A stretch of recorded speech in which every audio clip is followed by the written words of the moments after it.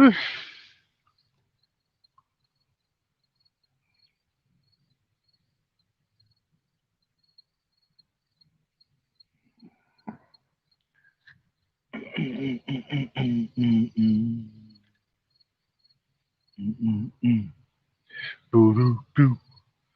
y'all time to get in the room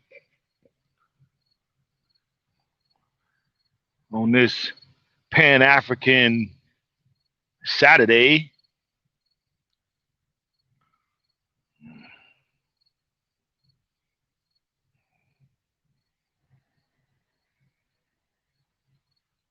I'm outside. I'm outside.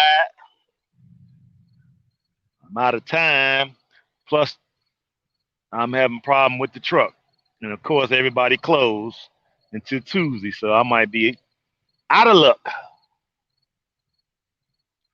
So I'm going to have to make it do what it do. Give y'all time to get in the room. Get in the room. What up? What up? North Kakalaki in the house. Peace. And Black African Power, baby. Came outside. It's like, let me come outside with it. Let me come outside with it. Oh, let me go get this. Let me go get this bug spray because I'm outside. So I know the bug's going to come. I'll be right back.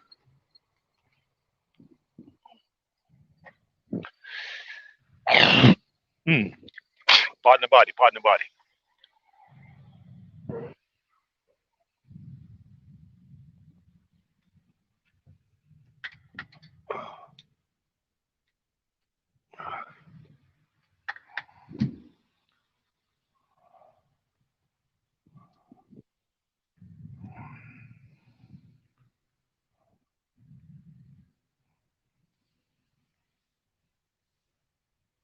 Yeah, because these bugs. I'm in out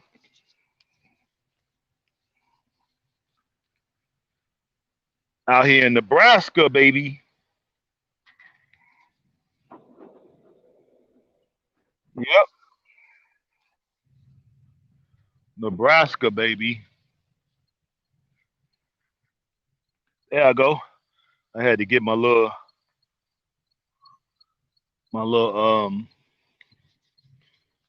essential oil, put that on, keep the bugs off me. What's up, everybody? Yeah. What up? What up, Sweet Berry? Pardon the body. Pardon the body. What's happening? What's up? Hold on. Did I move this? Yeah, there we go. Yeah, I'm outside with it because I'm out of time. Couldn't make it back. And then my freaking compressor froze up on the truck, broke my belt. And of course, everybody on holiday mode, so I might be stuck this little hole in the wall spot I'm in until Tuesday. It's an unfortunate situation, but comes along with the territory. Territory. So figured I'd give you all a video. Did my little working out. I got a little bit more to do. I walked 2 miles. Two. I'm gonna go ahead and take a shower in a minute. They said they only $5. What up? What up, T? What's happening? Yeah, I walked 2 miles and I did 300 push-ups.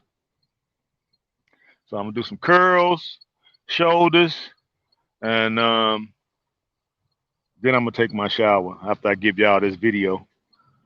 Uh, yeah, but I was over there on Bomani's channel. We didn't convince him to start. I think we got him.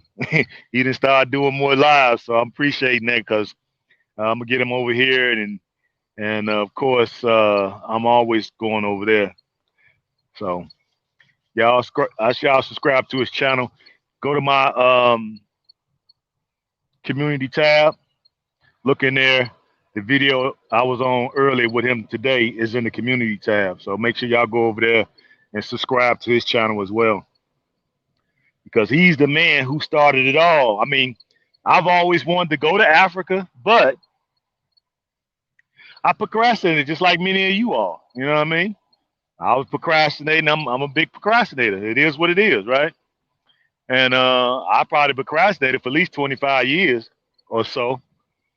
And then all of a sudden, just one day out the blue, I caught that brother Dynas program. Shout out to Dynas. And he had Money on there. Interviewed him, and I was just like, this brother sound like he know what he talking about. So I was like, you know what? Let me just go out on the limb. Now, keep in mind, now this is in uh, 2018, the summer of 2018.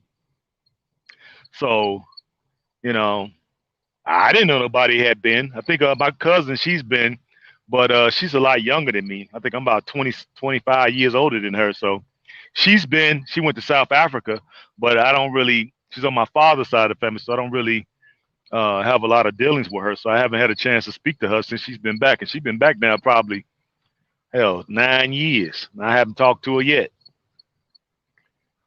Finally got a notification. Y'all, wow. Well, I'm glad you did, T. Probably got it when the stream is over with. Unsubscribe, then subscribe again, and then make sure you go to the notification bell and hit it and where it says all. It has to be on all, and maybe you'll get them. You'll get them then. Because every now and then, I'll go to channels and do the same thing. Because I noticed that too. If you don't look at a channel for a minute, YouTube will just kind of stop sending you notifications. So it is what it is. We just got to deal with it. But anyway, caught that brother. And man, I'm so glad it was meant. You know, it was destiny because I think it was only 4 months left for the first trip to Ghana. That was in 2018. And of course, you know, I plopped my money down. It was right at 4,000. I think altogether I took 1,000 with me, so it was like 5,000 I spent. Man, every penny was worth it. I like, there you go, man. Let's go. And I still didn't believe we were going until I got to the airport. And what did we leave out? I think I left out the first trip. I left out of Atlanta. So I flew from Chicago to Atlanta. What was it? New York. One of the two. And then I had made it there before the rest of the group because, you know, the group was coming from all different parts of the country. So we're flying in and we're starting the journey at a certain destination. So I hadn't seen nobody. So I didn't know. I'm like, well, damn, I don't see nobody. So it came time for my flight. What up? What up? I'm new to the chat. What have I missed? You haven't missed none. I just started. So you right on time, Chris Taylor. And I'm just kind of breaking down my story of how the Africa movement started for me. And just kind of give y'all a little information. I'm just a regular smuggler dude out here, you know what I'm saying, doing what I do. And I just, out the blue, it just hit, just hit me. So I got to the airport. I didn't see anybody. So I'm thinking like, damn, man, what I done got myself into, right? I don't even see the guy. I don't see him. I don't see nobody else on some of the WhatsApp calls. None of that, right? So get on the plane. I'm like, well, damn, it's my flight. So I got on, ended up in the Netherlands. What's that? Amsterdam. So I'm in Amsterdam. And of course, I was the first one to make it. So I'm in Amsterdam like, man, I can't believe I fell for this scam. Man, I can't believe this. You know what I mean? And I'm like, well, so far the plane, all that stuff matches up. I went to the ticket counter and asked them, did I have a ticket here? And they like, yeah, you do. Your name is on the list and you got such a seat. I'm like, cool. I got my boarding pass. I'm like, well, maybe cause I didn't really know how I was going to go, right? So I said, well, maybe I'll see them when we get to Africa. But I didn't want to go there and land in Africa by myself because I don't know what to do. I don't know where to go, what to do, who to talk to, who to trust. I don't know nothing. I don't know how to catch a cab. I don't know. I ain't take time to study the exchange rate. None of that, right? This is my first time. Well, I guess the Caribbean is not considered international, is it? I've been to Caribbean. I've been to Jamaica and Bahamas, so I don't know if that's considered international for us coming from the divided snakes or not. But anyway, I figure going to Europe and then going to Africa, that's definitely international. So I was shook up, right? Let's see what he said. I did the same thing, and we went back to Sierra Leone and ended up building a house after nearly 30 years away from my motherland. That's what's up, Taylor. I'm going to do the same thing in January. I got land in Ghana and the Black Star Pan African community there. I got two town lots, and so I'm going to build in January myself. But I'm still looking for land in Sierra Leone. But since I started that project I'm 2 years into that project, so now it's time to build. So I'm gonna get that done, rent out some of my units, and then take some of that money and use it in Sierra Leone to build what I'm gonna build there. But back to the story. So I get there, I'm the first person there, right? So I'm like, oh shit, I'm the first person here. So I'm like, well, I'm trying to catch the brother on the WhatsApp. Nobody's responding because guess what? They were still on the plane. So I fell asleep, right? And I fell asleep in like a weird little cubby hole where couldn't nobody see me. I don't know why I did that. I should have slept out in the open. And so when I woke up, I must have been asleep. I don't know how long. So when I woke up, uh, shit, everybody was around me. Everybody on the WhatsApp call. I see Brother Bomani. I'm like, man, I was so happy to see him. I'm like, okay, well, guess it ain't a scam. You dig? So we talked and we got on the flight and had the time of my life. Let me know what path, Sierra Leone, you want to buy land in. You okay? I'll hook up with you. Yeah, you can go to my community tab and you'll find in there the either the website SierraLeonePilgrimage.com or bugs or gohamtrucking@gmail.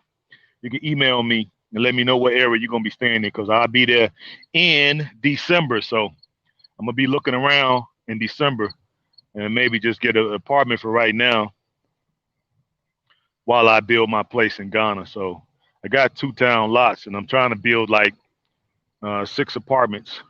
Is what I'm trying to do. I don't know. I guess because of this light. Let me see. Hold on. Yeah, this light ain't gonna work. Yeah. So man, it was a beautiful thing to actually finally get to Africa after all this time of talking about it, reading about it, studying the greats, and to finally touch down. Man, shoot. I had said to myself, you know how you get crazy because we basically armchair revolutionaries, you know what I'm saying? So we always talk that junk. Man, when I get to Africa, I'm gonna bend down and kiss the ground. I looked at how dirty it was and how much uh um uh dust or whatever was kicking up, and I'm already a germaphobe. So I was like, I can't kiss it. So this is what I did. I said, "Gwah," and then touched it to the ground. And then got some sanitizer. But man, that first trip was off of the chain. Do y'all hear me? Do you hear me? I don't know why these little gnats is just coming by this light. I turned the light off. What up, curly girl? What's happening? Yep.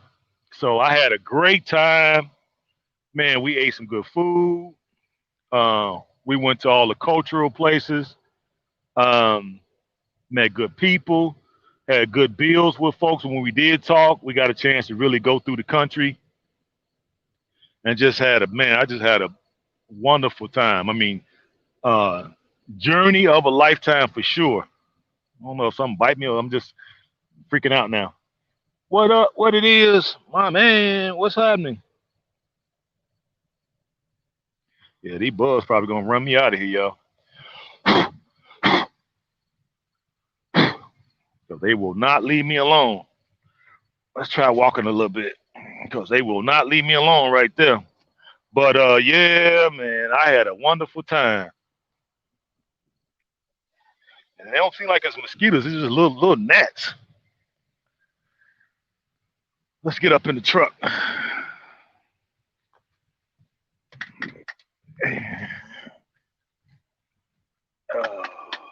Woo. One of them seemed like it was on my back. Let me see where I can put y'all at. Hold on, guys.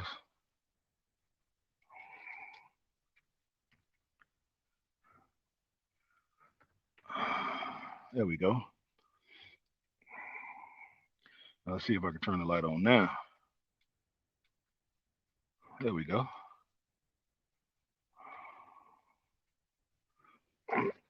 Hey. Uh-oh. I should have plugged that light up, but it ain't. Might not work for us. Let's see. There we go. Yep. So, man, I had the time of my life. Yeah, that light going out. I don't know why it's going out. I thought I charged it. But yeah. We had such a wonderful time. We partied. Uh, I got little things on me. Hold on, guys. Oh, you got doggone nets.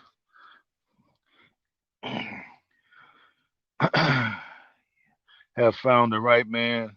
H.A.M is a general and very knowledgeable. Thank you, thank you, thank you.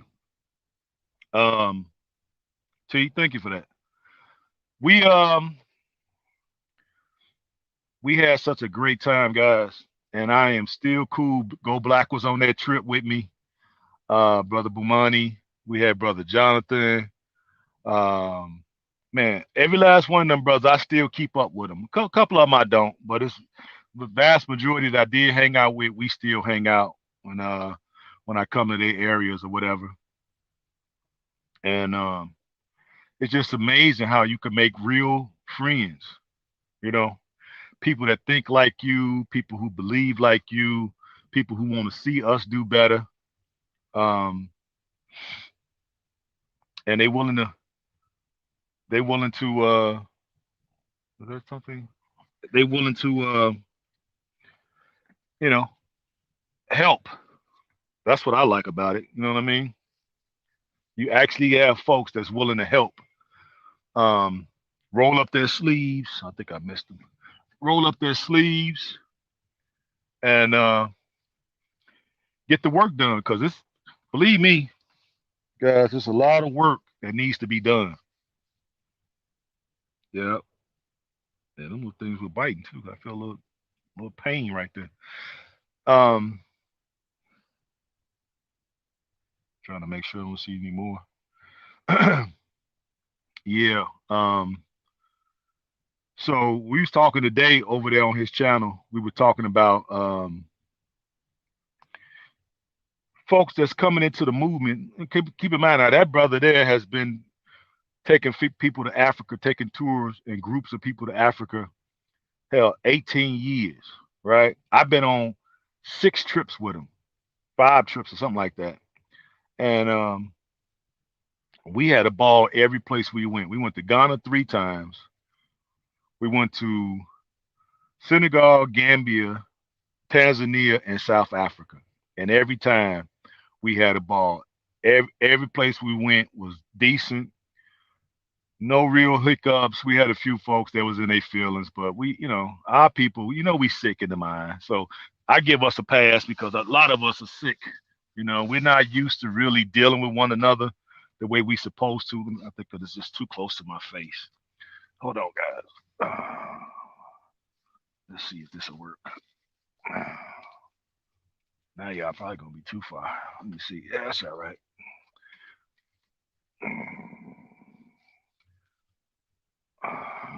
There we go. So yeah, um, we had such a great time. That's why I keep saying I miss it. I'm gonna get you sooner or later. Keep missing this chunk. Um, so we have a lot of folks that's trying to come into the movement now. There we go. It's trying to come into the movement now, and they don't have a track record. They just folks just came in out of nowhere, just accusing everybody of scamming. I don't get it. These dudes ain't got no track record. Ain't never took nobody to Africa, and the way they sound, it don't even sound like they've been to Africa. So I've always told you all that when people see melanated people doing something constructive, here they come, right? They gotta create confusion. Our brother Neely Fuller says mass confusion. This is what they do. They keep us so confused. And the way they do this is, I'm gonna tell y'all how they do this so you all could be accustomed. So when you see this being done, you will know exactly what they're doing, because they have um, protocols in order to keep us. I got one. There's two of them up here now. Uh, to keep us confused, what they do is they'll give you some truth, right? They'll give you some truth, and then at the same time they'll mix it in with falsehood. So if you're not really a learned person, and you don't take time, or you're probably busy, you don't have time to be doing all this stuff. Okay. So if you don't have time to do all these things, guess what? You might tend to believe these people. You might tend to believe these people. Okay. And so that is the problem. I wonder if I got a hold on. So people just showing up out of the blue, ain't done nothing, don't know who they is, they have no track record, right? But at the same time, trying to tell you about folks they never met. You literally can't make this stuff up, guys. Let me see if I could get this light working for y'all, because y'all gonna need some light in a minute. Hold on, I'm gonna put y'all in this one so I can figure out what's up with this light. Do do do do do. Hold on. Give me a minute. Give me a minute. Y'all know we don't do no editing around here. We just shoot, point, and shoot. All right, y'all in that holster now. Let me see if I can plug this up. Yeah, these people are just showing up, people, and with no rhyme or reason, just telling folks you a scam. You go to the light I'm trying to use. Why I keep going out? That's what I'm trying to figure out. Could have sworn I charged it. Right, they just gonna come in and just start saying, "Oh, this person here is probably a scammer," but I don't know. That's how they. I'm like, what? These people? Who are these dudes? So this is what we're dealing with, folks. And I've been in our brother Elder Neely Fuller Jr. said that they're gonna come in when they see us doing anything constructive, that they're gonna come in, and here they gonna come with all their miscommunication. Oh shoot, it's charging, so we let it charge a little bit, and then I'll get the light out. But I could probably roll this back a little bit. Hold on, guys. That'll give us a little bit more light. I got my little sheet in here. There we go. Until the light charges. Yeah, so let me see this way. Yeah. Um, yeah, and I'm noticing that a lot of these folks is from other places. We get a few of them from here. We got a lot of them coming from the UK, and we got some coming from the Continental brothers and sisters, which, a lot of them haven't really been taught what truly happened to us. Exactly, T. Right? They got to create mass confusion, because they don't want you to have um, writing exact information so you can make a sound decision. So that's why they give you truth mixed in with falsehood. So you're not able to discern which way you should be going. So when you don't know which way you should be going, then you tend to make a mistake. Then you be like, oh man, I should have never went. I should have stayed here and divided snakes. It's the best thing since sliced bread. And that's pretty much what they're trying to do because now they see the movement is getting so big now where it's hard for them to ignore it. Come on, will you stop hiding? Gotcha. Gotcha. So, yeah, it's a tripped out.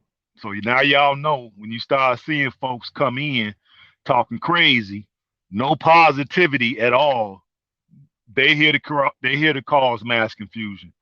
So we have to be able to stand up to them because, like I said over there on Money's channel, um,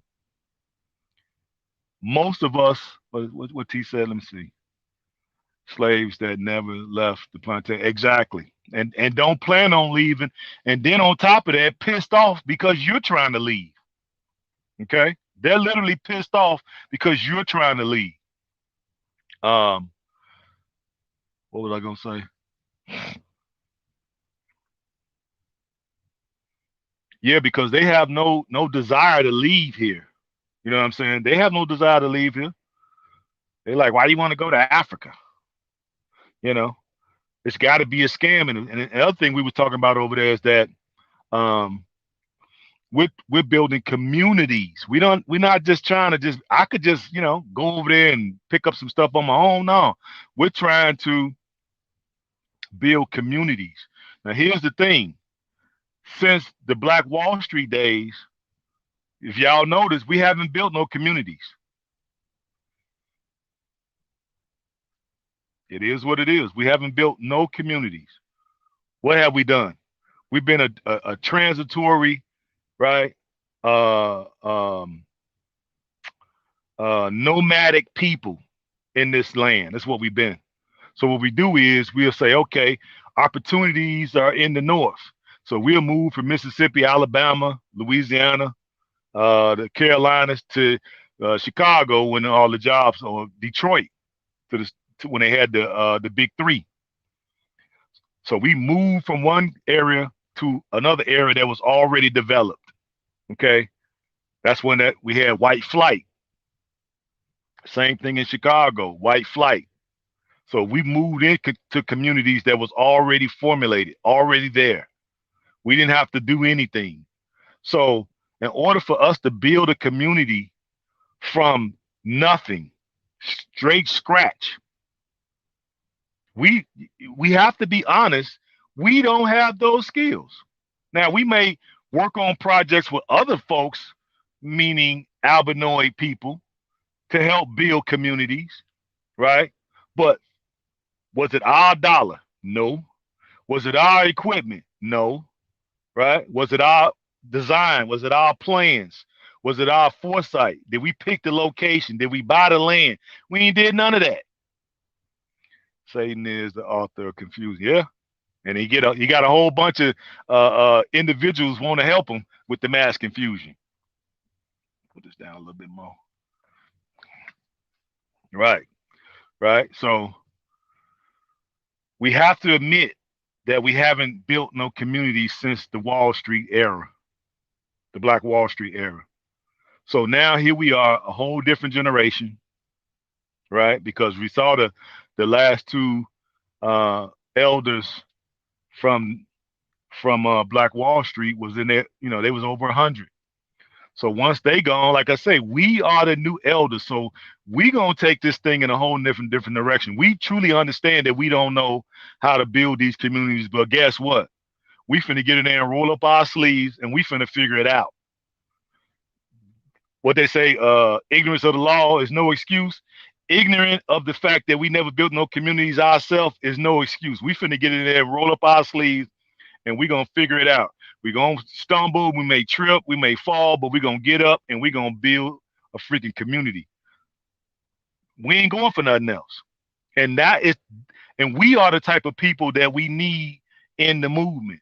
We don't need folks coming in that ain't done nothing, probably never been to Africa, really don't have no desire to go, and then trying to come in, right, and shit on the folks who've been actually doing work.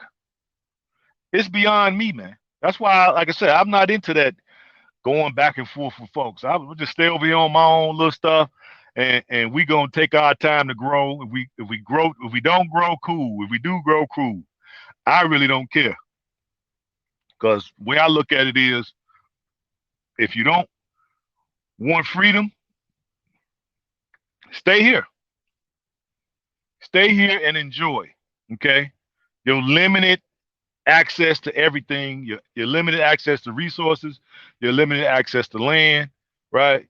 To respect, to dignity, to integrity, right? They are incapable of leading. They're confused to follow, but they will get in our way. Yes, that's the reason why I'm pointing it out for folks. So you understand why people are coming in now, because we're getting to the point where we actually, the rubber is meeting the road. See, you, before it was, oh, they ain't gonna give you, citizenship in Africa. Negative. Okay, we ain't got no light now, but y'all know I look for any excuse to brag. Yeah, y'all can't get citizenship in Africa. Ain't that what they told us? It was a lie. You can. You can't own land in Africa. It's another lie. You can. I have some. The Africans, continental brothers and sisters don't like you. Yeah, it might be a few folks over there may not like me, but guess what? The vast, vast, vast majority love me. So I ain't really worried about the folks over here don't like me. What the hell? You know what I mean? Folks over here don't like me, so what's the point? You know what I'm saying? It's too many people over there that love me. Too many. Let me see if I could turn this light on, because of that piece that's messed up. I don't want. I got the battery shut off, so I don't have no power inside the truck. I'm not trying to waste my battery.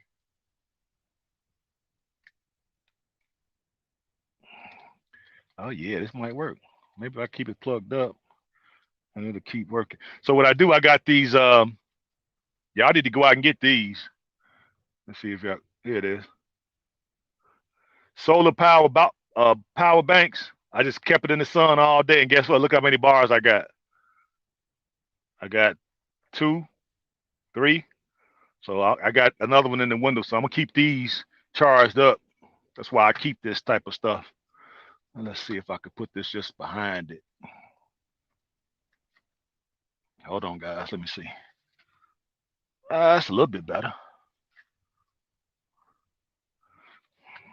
Yeah, y'all can see me now. So now we at the point, and I was telling them, the reason why we're getting so many haters now is because we at the point now where we're putting homes on the property in Ghana, right? 65 homes. There's 65 of us in that community, right? And now we already got 4 people building, and I'm gonna be probably the 5th or the 6th, because I'll be ready. I should have all my money ready by December. And of course, I'm putting a container house because that's what I like. Let me see if I can do this again. Hold on. There we go, this way. Yep. So, but I got 2 side by side lots, town lots, right, in our development. And so I want 6 apartments is what I want. But we'll see, because I realize I don't need no whole lot of space, even though I would like to build a mansion, but I don't really need all that space. So a 2-bedroom should be fine for me. And then the other 5 apartments, 2 bedrooms, 2 baths, living room, dining room, kitchen, and maybe a laundry room. So I'm hoping to just rent the other 5 out. Is what I'm looking to do. Um, because I don't know if I want. I might. I don't know. It depends. You know, folks come. I might try to sell them off as like condos. But we'll see. We're gonna think about it and see if that's something I want to do, or do I want to just rent. But I might sell them. It depends, because it got to be somebody that can really fit into the community, who wants to be in a Pan African community, who wants to work together, who want to roll up their sleeves, who want to get it done, not look for no excuses, right? Stuff that we don't know how to do, we gonna get professionals. Simple as that. What up, New York? I see you. I see you. Hi. What's going on? That's right. A1 from day one. Um, but that's what we're trying to do, people. Right? So we're gonna have folks gonna come in this movement and gonna try to disrupt it, because we're being too constructive. They can't stand it. I agree, my brother. It is better to have a small number of strong people than a large number of weak ones. Absolutely, absolutely, and that's what it's gonna come down to. Because at this point, um, people say, "Well, you ain't got nowhere to go." That's another thing I've heard a lot. You ain't got nowhere to go, so you got to make the best of this divided snakes. Negative. We do have somewhere to go. uh, we do have somewhere to go, right? And we could be accepted with open arms, right? But of course, the job situation, we know there's no jobs. So I'm a business owner here, and I want to be a business owner there, right? As well as do other things. So you do have to bring an entrepreneurial spirit, because you're gonna have to create your own job, unless you just, you got it like that and you can just come over and, you know, you ain't gotta work. That's cool too. But me, the way I feel like work is life. The more you move, the more life you add to your existence on this planet, because you have something to do. You have something greater than yourself that um you're pouring into something, or you're buying into something greater than yourself.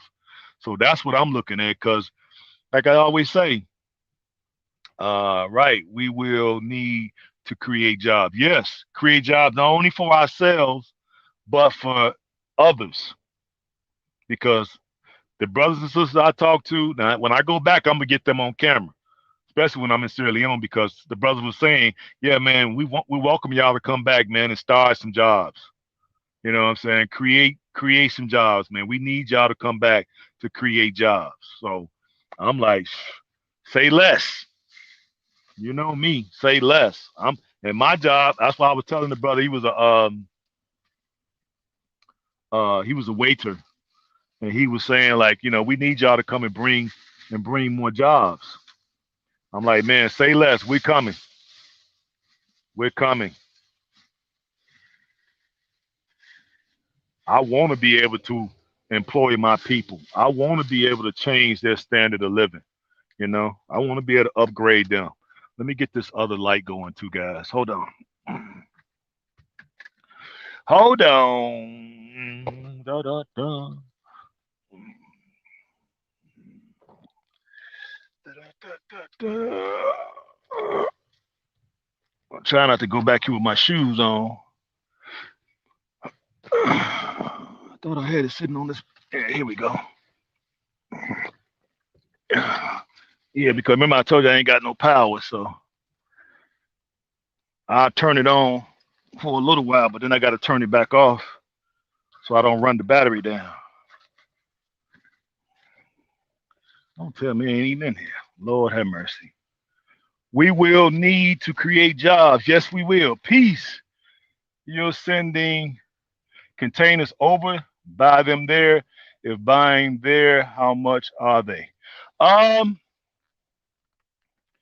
yeah, I'm gonna send some over when I get ready to pack up all my stuff, right? But they have container over there, so I'm gonna buy from over there. One way containers.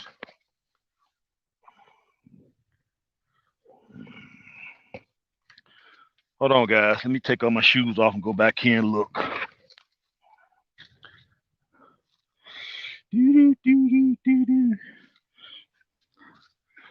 Yep.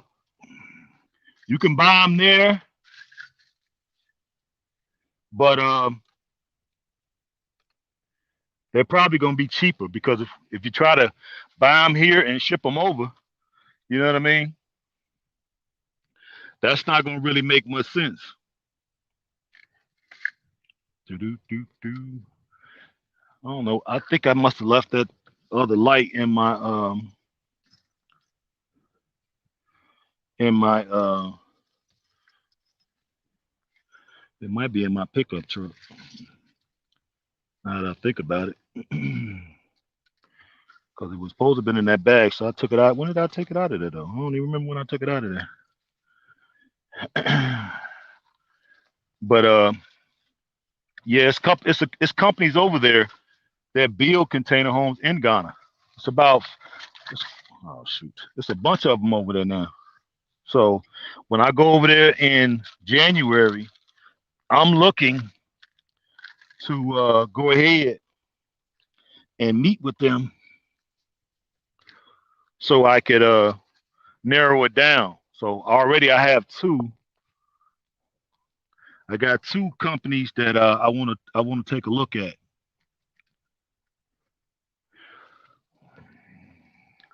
Okay, well I guess I must have left it in the the pickup truck because other than that, why wouldn't it be in that bag? That's where I normally keep it. So yeah, that's what happens. I am gonna order some containers from here, but I'm gonna use those to ship, and then I'm gonna keep it over there. And once they get delivered to the property, I'm gonna use it as storage. Put it in the back of the property and use it to lock up stuff.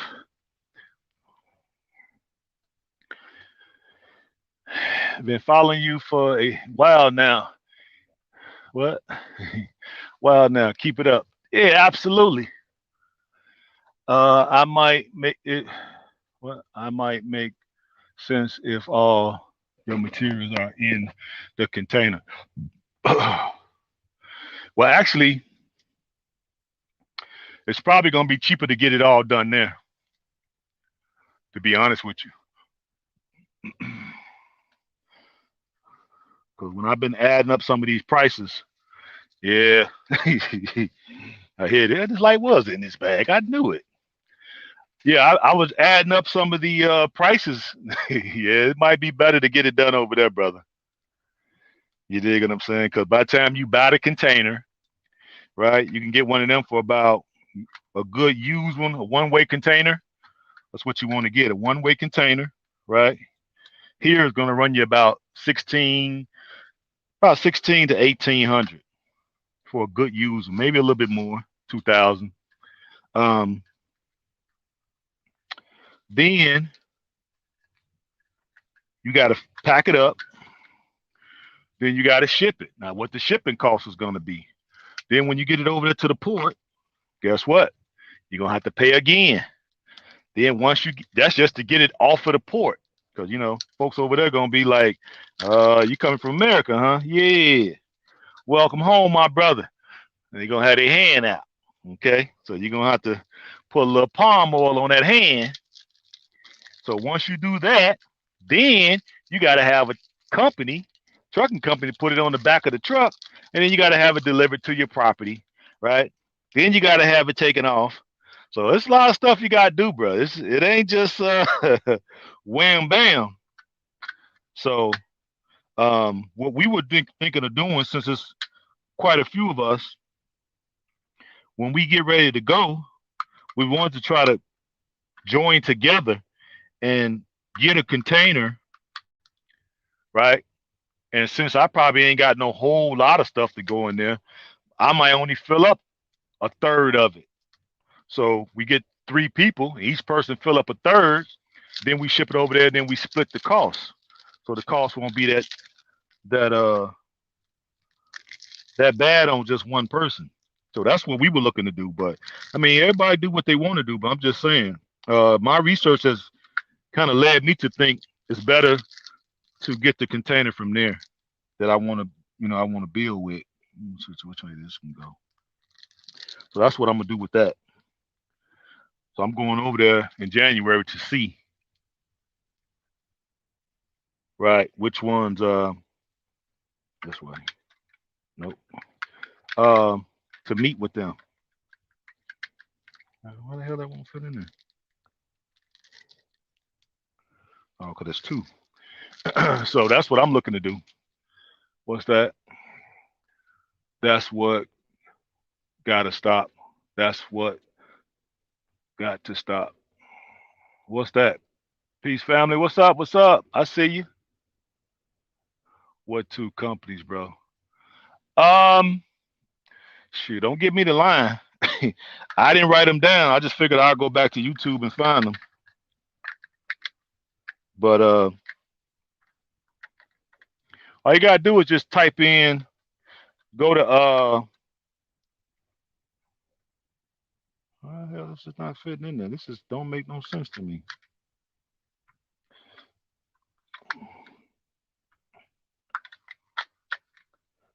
I guess that's oh, I'm supposed to be wiggling there. Just go not Facebook, but go to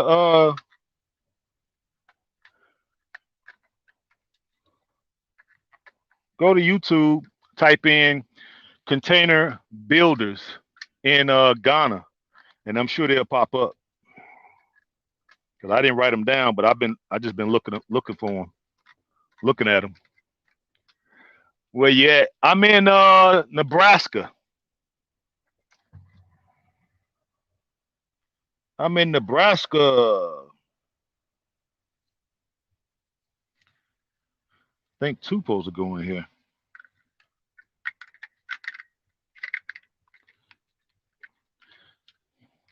But it won't stay in there.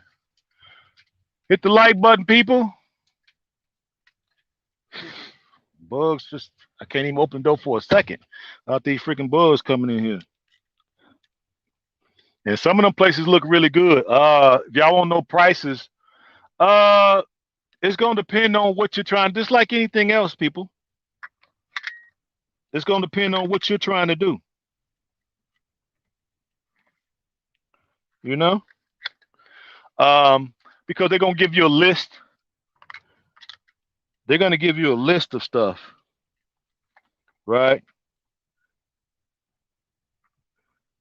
And then you get to pick from that list, meaning flooring, uh, you know, all that kind of stuff. Flooring, uh, what kind of countertops you want, what kind of tile, if you want something decorative outside, uh, um, how many stories, how many windows, how many doors, do you want a deck, do you want stairwell, do you want a rooftop, then all the stuff that you want inside. So the price could start off as little as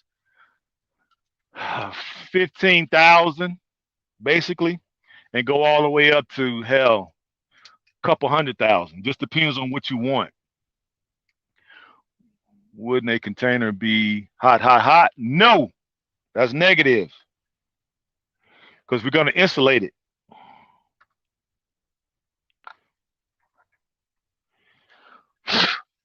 Yeah, we're going to insulate it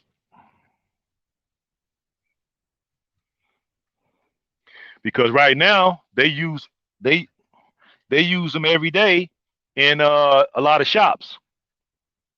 So when you go over there to like the barber shop or you go to beauty shop, nail shop, sometimes a clothing store, guess what? It's a container. 15,000 is a good price. Yeah, that's for a bare bones one though. It ain't gonna have too many frills, but like I said, it comes down to what you want.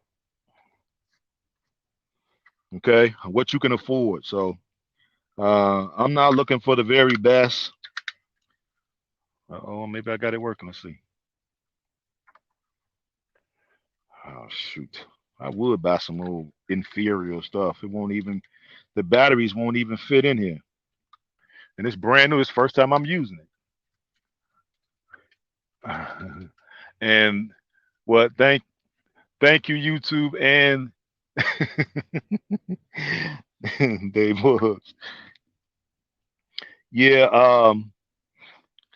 So I'm looking to do quite a bit. So right now I can't do all of what I want to do, but what I'm gonna do is since I want to build 6 units, basically what we call it in Chicago, we call them two flats, a apartment on the first floor and an apartment on the second floor. So what I'm gonna do is just build one on the edge of the property and then move over to the center to build another one, then move over to the other edge of the property and build another one. So it's gonna be in 3 phases, but I'm gonna complete one phase of it the first part of next year. So I'm gonna get one structure built next year.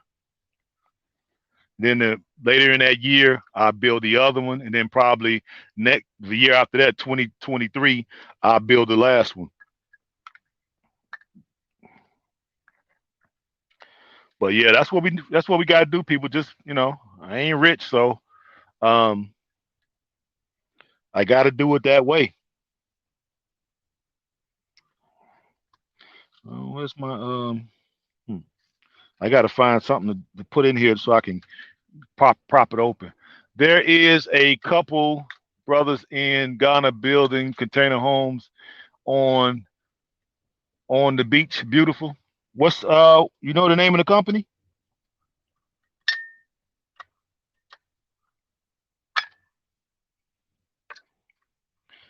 What's the name of it? You know the name of it?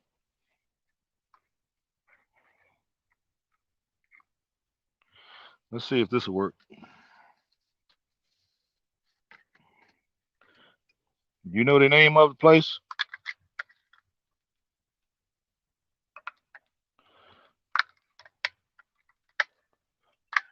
Oh, we might have it, guys. How the hell do I work it?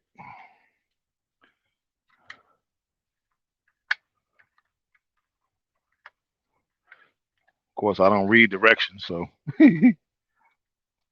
I saw some lights come on. What happened?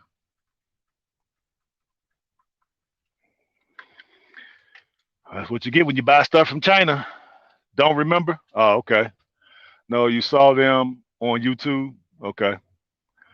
Yeah, well, pretty much if you go to YouTube and just type it in, you should be able to get quite a few companies. And it's going to depend on what kind of stuff you want. It's going to determine the price.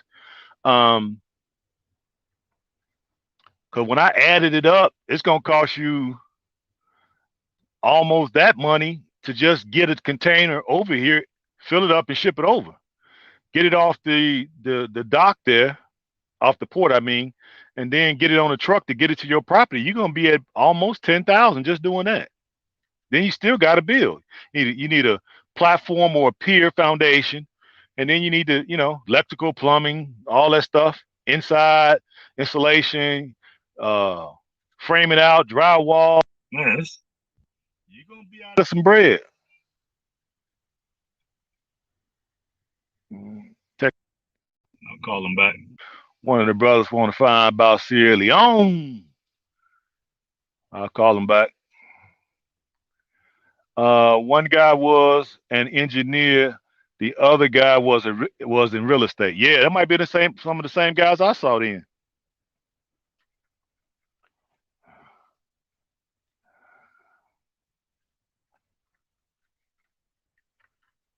Yeah, that might be some of the same guys I saw. I don't know what happened. It was like it was gonna come on, but what happened?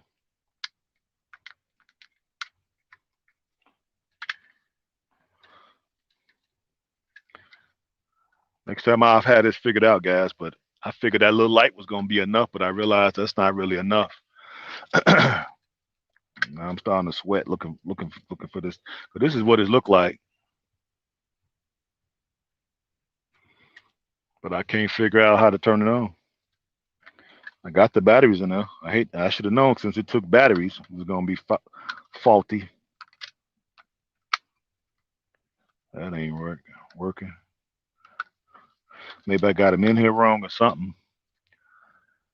But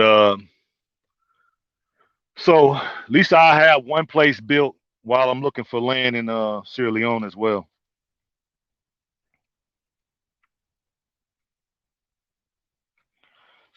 Because we definitely need to have some places to go because the way it looks, boy, this we in trouble over here, people. We are in trouble. Why won't it come on? It showed me that something was happening.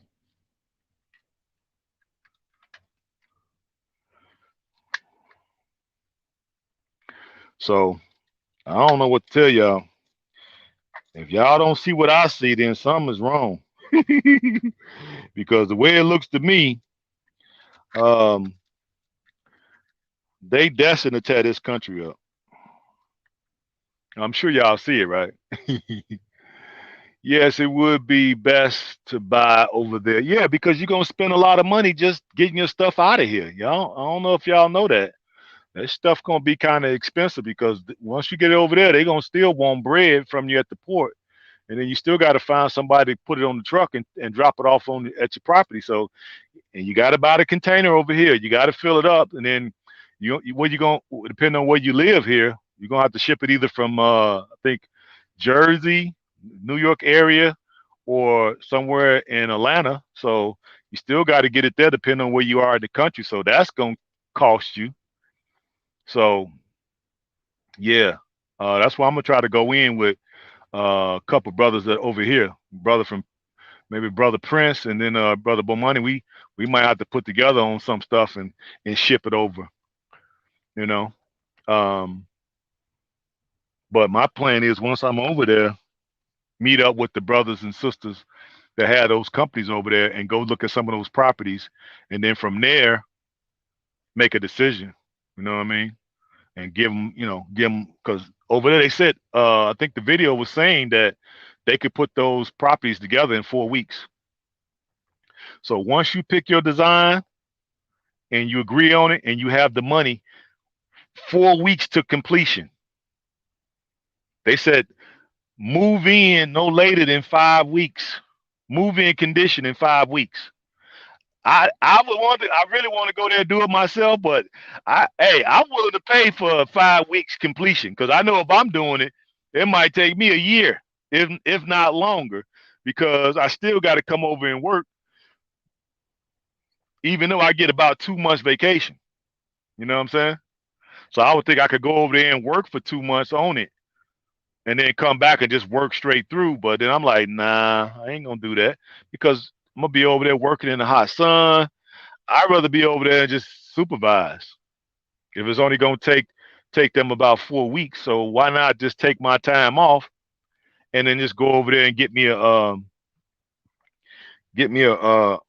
Airbnb or something and just stay there and just film. Try to be there to film if I can some of it and to give you all something for the channel so you can see what my challenges would be to get the property built from scratch, from just raw earth, right?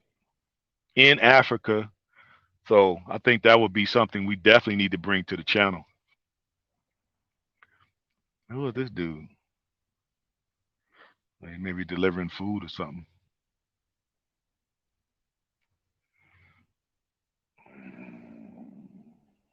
Yeah, like he's looking at his phone. Let's see. I've been into drywall construction for 25 years. Well, we could use you over there, T. Wow, yeah, of course, Sweet Berry, that's fast. Yeah, they said 4 weeks. So I'll be like talking mad. Hey, when I get my place built, I'll be talking mad shit. I'll be like, you slaves over there, divided snakes, look at me. I'm living like king over here in the motherland where my ancestors were stolen from. You dig? I'll be talking crazy. It's 30 years in the making. So you know I'm going crazy. Once you guys buy one other coming can what rent from you, of course you got your bread together, absolutely, because I'm putting together some nice stuff. That's why I'm working so hard over here. Why did you remove your comment? I don't know. I didn't see it. What was it? Wow, that's fast. Yep. Yes, it's getting bad, bad. Not sure the sister was show was a sister, and they were they topic. Okay, container. It would be best to buy over there. Yep, one of the guys was engineer. I don't know. I didn't see his statement. Now, where's the? I don't know why this thing won't work, guys. Maybe that's what I had to do.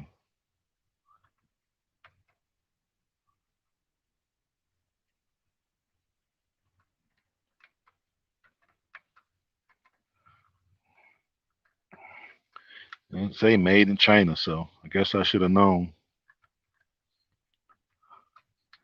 So you see the light come on? See? Now why the all they got is just two knobs.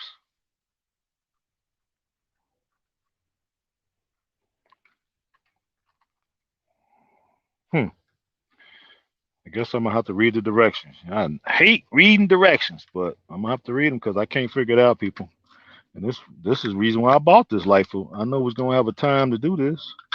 Make sure these is in there right. Let me see. I saw that company and they their work is impressive. Okay, well, great. See, I'm not the only one saying it. T saying it as well. Yeah, I saw it a couple of nights ago, T. So I'm gonna reach out to him before I go over there and let them know so I can start working on my design. I'm gonna sketch out my design so that way they can be working on that for me before I get over there.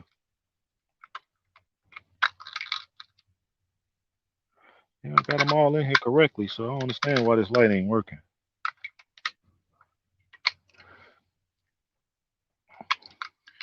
So yeah, I'm gonna have 2 bedroom units, 2 baths, balconies, and terrace.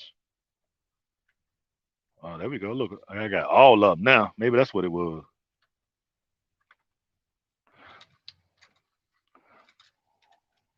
Now when it's gonna come on? Shit.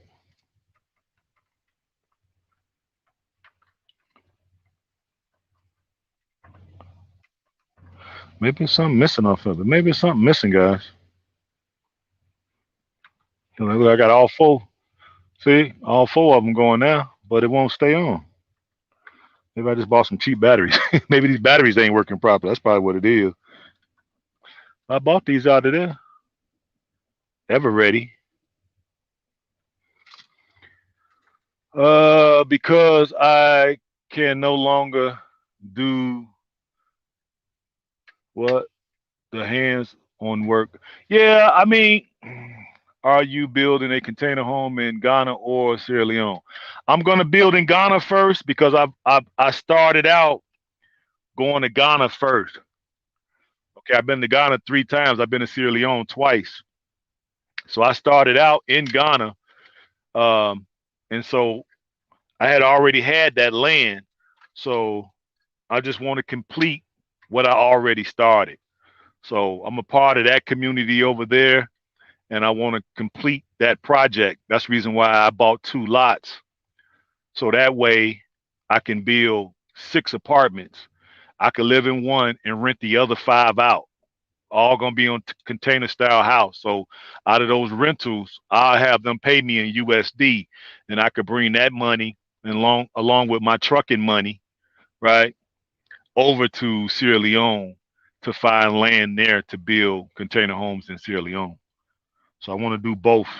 Matter of fact, I want to just start a company, which I'm probably gonna do with some of you all, because there's a couple of brothers, Bomani's group. Yep, yep. Black Star. That's the name of the community. Black Star Pan African Community. So I'm a member over there as well, and I like the energy. I like the fact that we've been there. We've already partied together. We didn't did everything together. So now we're gonna be neighbors. So it's a beautiful thing. So we want to be able to go to different countries. That's another reason why you guys want to go with folks who have established themselves. Okay. We have experience. We've been there, right? We know folks. We're gonna be living in the same community, right? And so it'll give you confidence to want to put in what you can, pour into the projects what you can. You know what I mean? Because we don't want to be over there and just be islands by ourselves. We literally islands over here by ourselves, and look what that's getting us. Nowhere. Some of us got a few things, a few pennies to rub together, but majority of us don't. You know,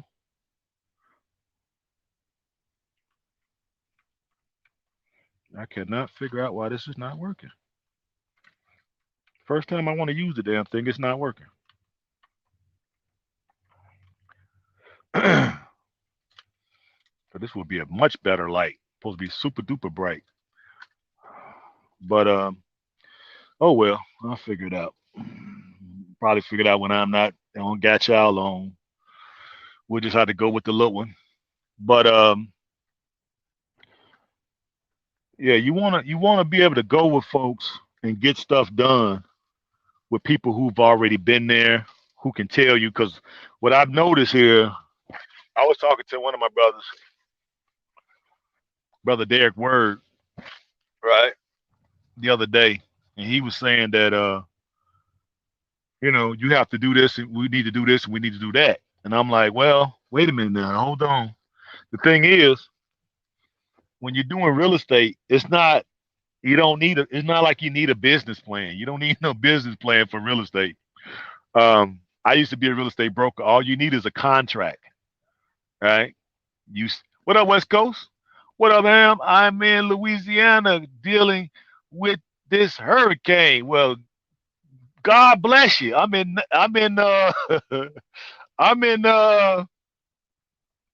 Nebraska, broke down. Look like I'm gonna be here for to Tuesday because all the freaking places are closed. So it is what it is. But anyway, um, he said that we needed a business plan, we need this, we need that. I'm like, no, nah, in real estate you don't. All you need is a contract. Okay. First thing you gotta do is find the land, see who's selling it, make sure they are the ones who's selling it, do my due diligence, get the land under contract. Okay. Get an attorney. That's it. Get an attorney, have them draw up the contract, send it to the seller, get the seller to sign it, and then we'll have a closing date. You pay the seller his money, right? They have a transfer of title, and you get the property. That's how it works. You don't need no business plan. It's not a business. It's just buying vacant land. Now, when it comes time to put houses on that land, then all you need is a deed. I could space out that land, right? With how many lots or whatever, and deed them out to folks. Basically, sell them to folks. That's it. I just want people to do it in the same area. That's all. You know what I'm saying? That's what I'm saying. So we can do this thing together, and we can work and act as a community and actually have what they call neighborhoods. Something we don't have. All we got is what? A loose collection of hoods. That's all we have. We don't have neighborhoods because all of the neighbors have left already. I always say that. Yeah, man. Hey, watch yourself out there, West Coast. Be careful. Hey, I don't envy you. See if I can do something with this light, guys. 'Cause it seems like it's not. That ain't no better. That ain't no better either. Yeah, but see, I'm gonna have to get more lighting. I thought this was gonna do the trick, but it looked like it's gonna do the trick, but it won't work. I should have known when it needed batteries. I should have known something was up funny with it. But because some guys went to Senegal. That's why I brought that up. Some guys went to Senegal. I'm not sure who they were from here, and they're trying to get a community started in Senegal. And he was saying how much, basically, sounded like he was saying that the guys were having trouble. And I'm like, yeah, I can see why. Why would they pick Senegal?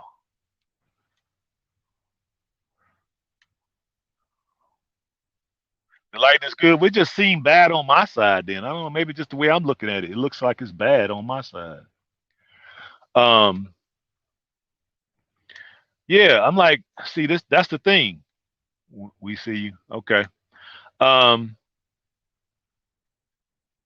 yeah, I don't. Why did you pick? Why did they pick Senegal in the first place? I would have never picked Senegal. That's the reason why you want to be able to trust the opinion of somebody like myself because I've been to Senegal, I've been to the Gambia, I've been to Ghana, I've been to South Africa, I've been to Tanzania, I've been to Zanzibar. Just picking up and just landing over there somewhere, just picking a country. All right, I'm gonna go to Zimbabwe, and you just going off you just the fact that you saw a few YouTube videos and it looked good. Nah, I'm glad I didn't do that. Now Ghana is a good move because it has a Pan-African revolutionary spirit, so it's a good move for us. French is the main language, and that's the main problem. The fact that they speak French there, and a lot of folks are happy and glad that they speak French. So they have that air about them, like I'm we. All right, and that don't really sit well with me because you had a language before that, and then that's the other reason, right? Senegal is hell of expensive, so that let me know that them guys didn't do their research, right? They just arbitrarily picked the country and just landed there, and then start implementing their program, and then they start halfway through or whatever, a quarter of the way through, they start realizing that it's a lot more difficult than they anticipated. But yeah, but look which country you pick. You pick one that's super expensive. Then I'm sure it's the French aspect. You had a problem with the language, right? So I wouldn't have done that. You know what I'm saying? Ghana is a good fit for us. It's getting kind of expensive, and that's what made me that is why I can really and truly appreciate Sierra Leone because it's 10 times cheaper than Senegal and 10 times, probably 7 times cheaper than Ghana. Okay, it's like 6 or 7 times, six, yeah, maybe 6 times cheaper than the Gambia. Okay, definitely cheaper than South Africa. So, and then on top of that, I got that green thing. Okay, I got that green thing. Okay, so they just didn't pick the right country. See, and I know why my brother was saying that because he hasn't been to Senegal, right? Nor has he been to Sierra Leone. Now he has been. Where did he go with me? He went to Tanzania and he's been to Ghana, and I think he's been to quite a few places over in the Caribbean.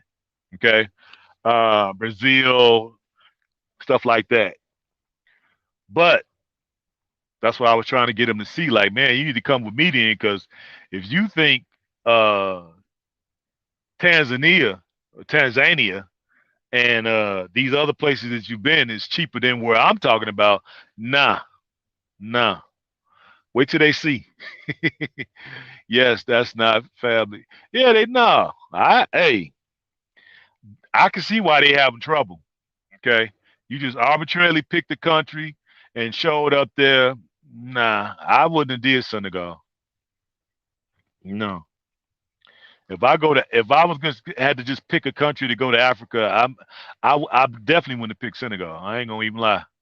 It's a nice country and all, but overall, for what we need, it's not really conducive to what we need.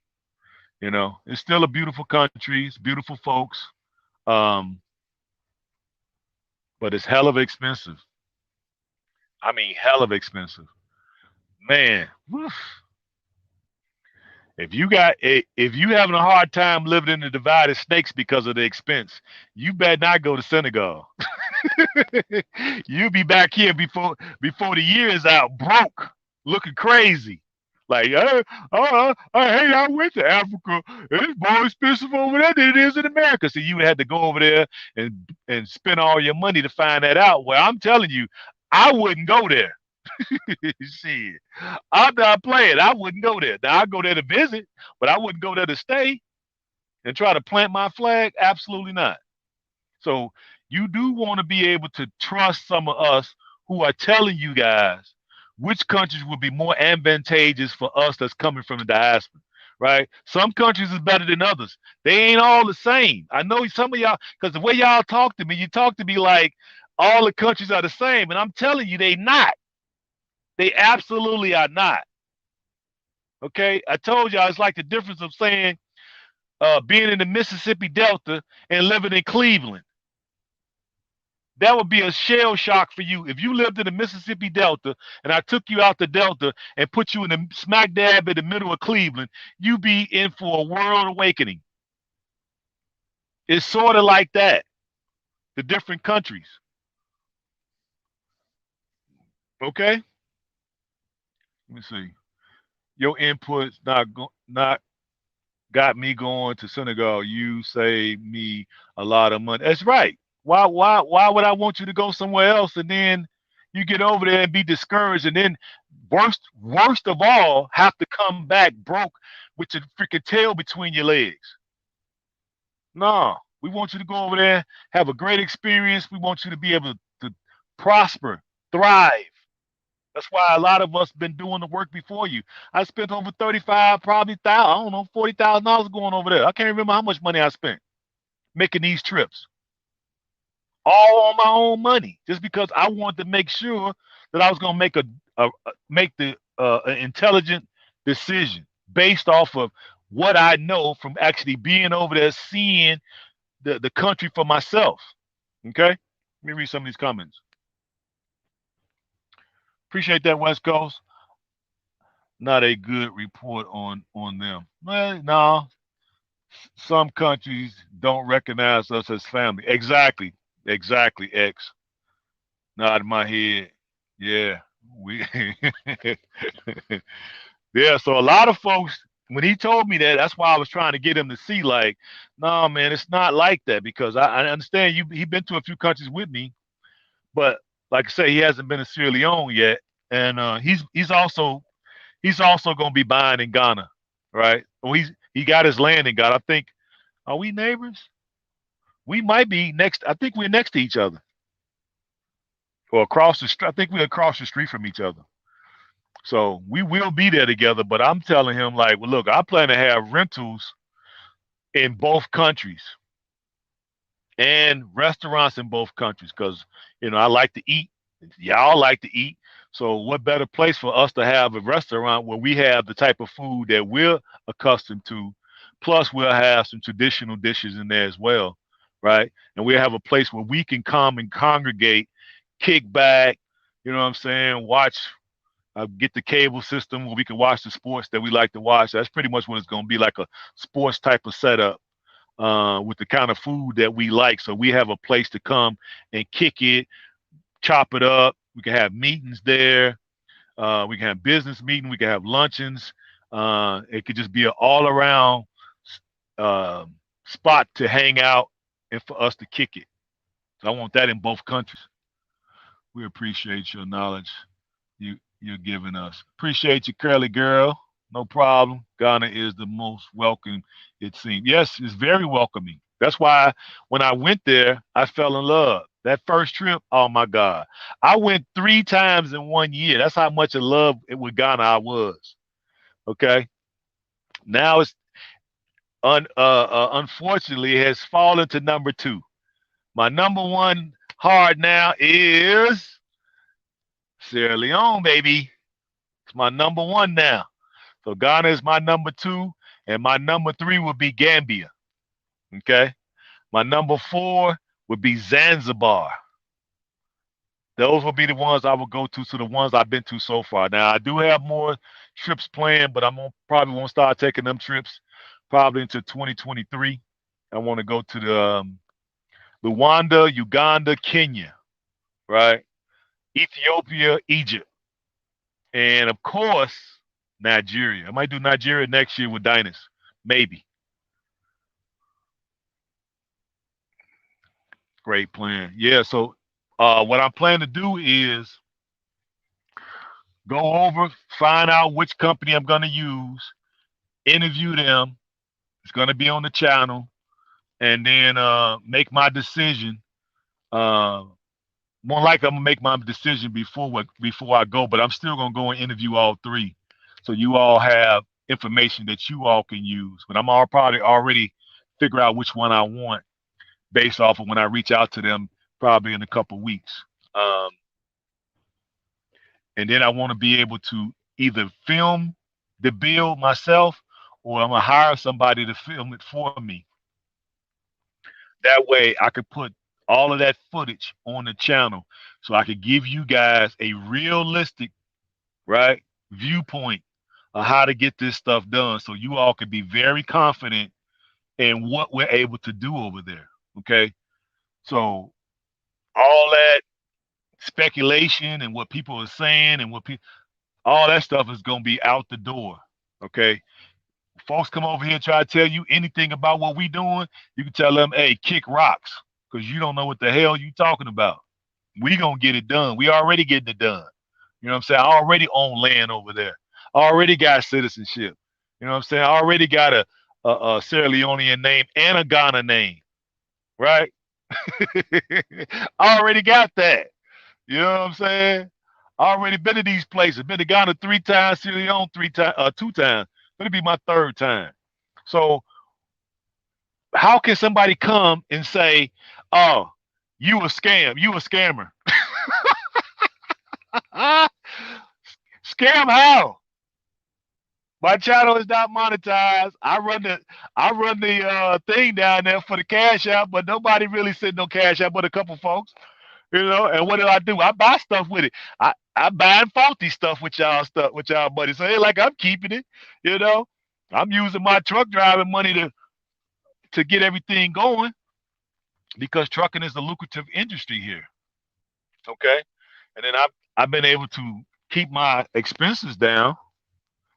Like I've been telling y'all, I had another car, I sold it, right? And I've been scaling back on everything. So I'm not making no big purchases, right? I'm getting rid of these credit cards, and I'm not buying nothing big, right? It's starting to slim down.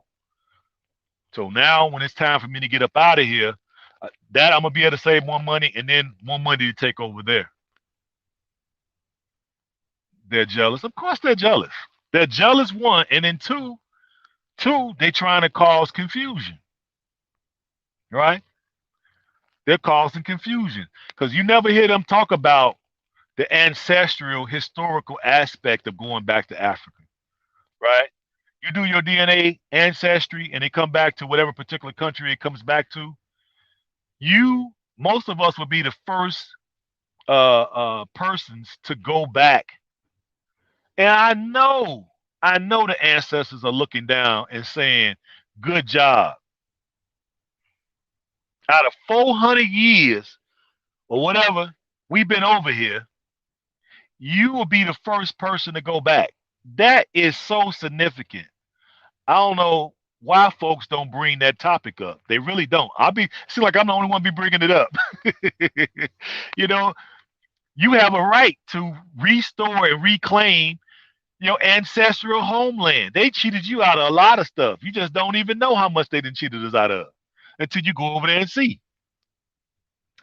Is it good to have one credit card? Well, uh, at this point, yeah, I got one, but the rest of them, I'm getting rid of them because all I need is one.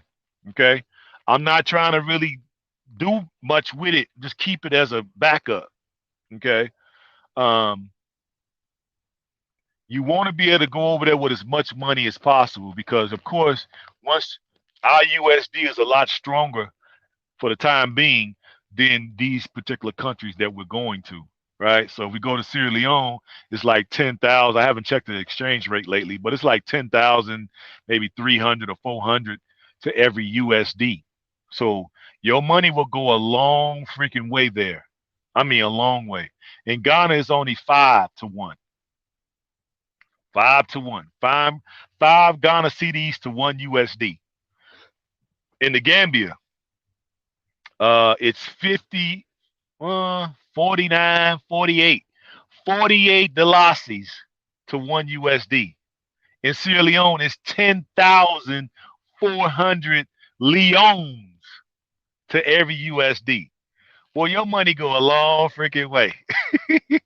So a lot of us, when we get off the plane in Sierra Leone, we're gonna be millionaires, if not billionaires, in Leones. Okay, and a lot of folks gonna ask me, well, how far can a Leone take me? It could take you a long way because those prices over there for a lot of things are very cheap. Now, a lot of brothers and sisters over there know that we're coming back, right? And so they're starting to, at least when it seems like the real estate prices, when I go on the real estate sites over there and look at property in Freetown, especially by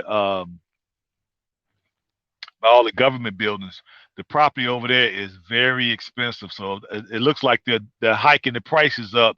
That's around the government's centers. So that'd be like the State House, the Supreme Court, the Parliament, these type of places. So all around that little area, right? It's very expensive. It might be more expensive than here in America. But then the further out you go, then the cheaper it becomes. So I did look at a few things. Um, you could pretty much get like a 4 bedroom apartment or 3 bedroom apartment for about, I think the lowest I saw was 5,000 for a year. You pay there about a year, so 5,000 a year is what I saw. Some of the cheapest I've saw. Now I'm sure they got more because I've heard of stuff being even cheaper. It's just that those places probably got to be word of mouth. You're probably not listing with a real estate company because, of course, the real estate company is going to do what? Jack the price up because the landlord has to get paid, then the realtor has to get paid, and then the company that realtor works for, or whatever, has to get paid. So the prices get inflated. So they're probably less than that. So we probably could get some stuff over there for around 3,000 a year, which is nothing. Expert prices. Yeah, expect prices to rise. Yeah, well, of course they're gonna rise in the city, but I'm talking about when we get further away from the city and we get out the city and we start going further out into the outskirts of town. Yeah, you're gonna find stuff a lot cheaper. You know, probably $2,000 a year. Okay, stuff. That's how you're gonna find stuff like $250 a month for a 4 bedroom apartment, 3 bedroom apartment. The best bang for our American buck. Exactly. What is? Oh, that means nodding my head. NMH. Nodding my head. That's what it means. But yeah, you all should be very appreciative of folks who have uh, went before you and who are giving you good, solid information. And now I have turned around and have partnered with the people who brought me over to get my citizenship to bring some of you all over to get your all citizenship. And see, now this is where the rubber is going to meet the road. When we over there and you guys are getting your citizenship, um, I'm going to be able to interview you all, right? To ask, how did you find out about me? What made you start listening? What made you believe? And how do you feel now that you have your citizenship? And so all of you all can bear witness. All of you all gonna bear witness to some of the same names that you see in the chat because some of these names that you see in the chat will be on the December trip getting their citizenship and rejoining their African family, right? With their African roots. You're gonna see them in the naming ceremony. Y'all gonna get a chance to see how they're gonna roll out the red carpet for us. We'll get a chance to show you some of the meals, some of the exhibits, some of the slave islands, some of the view, the beach, the mountains. We're gonna show it all to you. It's gonna be a beautiful thing, baby. We're gonna be breaking bread, eating great food, meeting great folks. You know, I wish I could bring the camera when we go to the clubs to show y'all how the Sierra Leonean folks get down on the dance floor. Get down on the floor, flow, flow. Get down on the floor. Blessing upon you, my brother. Yeah, thank you, sir. Nodding my head. Yes, indeed. Absolutely, I agree. Yeah, so that's what I'm realizing, people, and just know that we're gonna have more people gonna show up, try to interfere, right, to confuse people, so you would have doubt in your mind and you would decide not to come. So they basically literally talking you out of something that can really change your life. That's what folks are doing. Because I'm realizing when I go to some of these people who talking all this yin yang channel, it's folks in there actually believe what these people are saying. I'm in there like, wow, wait. The way I looked at it was like, okay, cool. If this is the way y'all think, that y'all will believe somebody like this who clearly you could tell has never been to Africa, then yeah, y'all stay right there in the UK, stay right here in the Valley Snakes, stay in the Caribbean, right? And we'll just see how it turn out for y'all. You know, y'all apparently y'all going down with the ship. So y'all go ahead on down with the ship. And all who can hear wants to get out, let's get out. Simple as that. You dig. Let's see. Are you able to share the number of folks who have signed up for so far? Well, you ain't signed up, so why you want to know, Sweet Berry? No, I wanted to be a surprise. Yeah, I wanted to be a surprise. Why would I tell you that? I want you to see for yourself. I'm gonna interview everybody. I got the camera. I'm gonna give you a better light since this one ain't working. It seemed like, or whatever. So I'm gonna give me a better light so we can talk at night. And so you can all get a chance to talk to these people because I will be able to go live from over there because now I got the live privileges. So I'll be able to go live from over there from the hotel. Okay. And when I can go live, I'll just go ahead and do recording and then I'll upload that once we get back. But I will be going live quite a bit and we're going to get a chance to meet these folks. Plus, we'll be on the news. Plus, we'll be in the radio. We'll be on the radio, and we'll be in the newspapers. So you're gonna see all our people being interviewed, and then the oldest among us. I'm not really sure who that is at the moment, but the oldest one among us is gonna be the one that's gonna lead us in prayer, and it's gonna lead us in the pouring of libation. Right. So I'm gonna meet with that person and kind of prep them so they can be ready because I know a lot of our folks are not really used to pouring libation, and so they usually be a little nervous about what they're gonna say, and I would be nervous too if it was me, but since I done been to enough pouring of libation, I give folks a little heads up, make sure that they be on point, and make sure that we be able to film that so it'll look good for you all back there in YouTube land. I'm just being nosy. I see, but I ain't gonna tell you because I wanted to be a surprise. Okay, so that's why I keep telling you, and I'm giving you a clue. The names you see in the chat, right? Some of the names you see in the chat are folks you're gonna see on the trip. They've already paid their money, first installment, second installment, and we at the third installment. I got to pay my third installment. I'll be done paying. I've already paid two payments, so I got one more payment. I'm done. A1 Eagles fly together, leave all the others. That's right. Yes, respect for the elders. Yeah. So I'm gonna make sure I sit down and put together something really nice so the elders can be prepared um, when we do the libation, so we can really have something really powerful. So I'm gonna give them enough heads up so they can be prepared and either write something down or memorize some stuff so we can really, you know, really bring it home. Because I remember from the last trip that I went and we had the elder and she just wasn't really, used to pouring libation. So she really didn't know what to say. She did pretty well considering, but like I said, nobody really told her. So she had no pre-warning, so she just kind of winged it or whatever. But on my trip, I wanted to be lit. So I'm gonna prep my elder.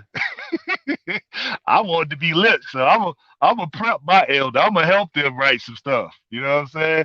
I ain't the greatest at writing, as far as grammar wise, but putting thoughts together, I'm pretty good. So I'm gonna put some stuff together if they need me to. If not, I could just point them in the right direction, so we can have a really good point of libation. You know what I'm saying? What you laughing for, West Coast? Why you laughing? You know what I'm saying? Let's see. When you mixtape coming out. Hey, I thought about shit. Maybe I should write. I don't know. I think if it was something like that, I probably couldn't do it. But the fact that it's something dealing with my people, then it'd probably be pretty easy for me to write some stuff. Because I've been dealing with this for so long, and so I kind of got a pulse, my hand on the pulse. So I'm sure I can write something that won't be too bad. But I'm gonna see what they say. If they don't need my help, then great, cool. We'll let them go ahead and handle that.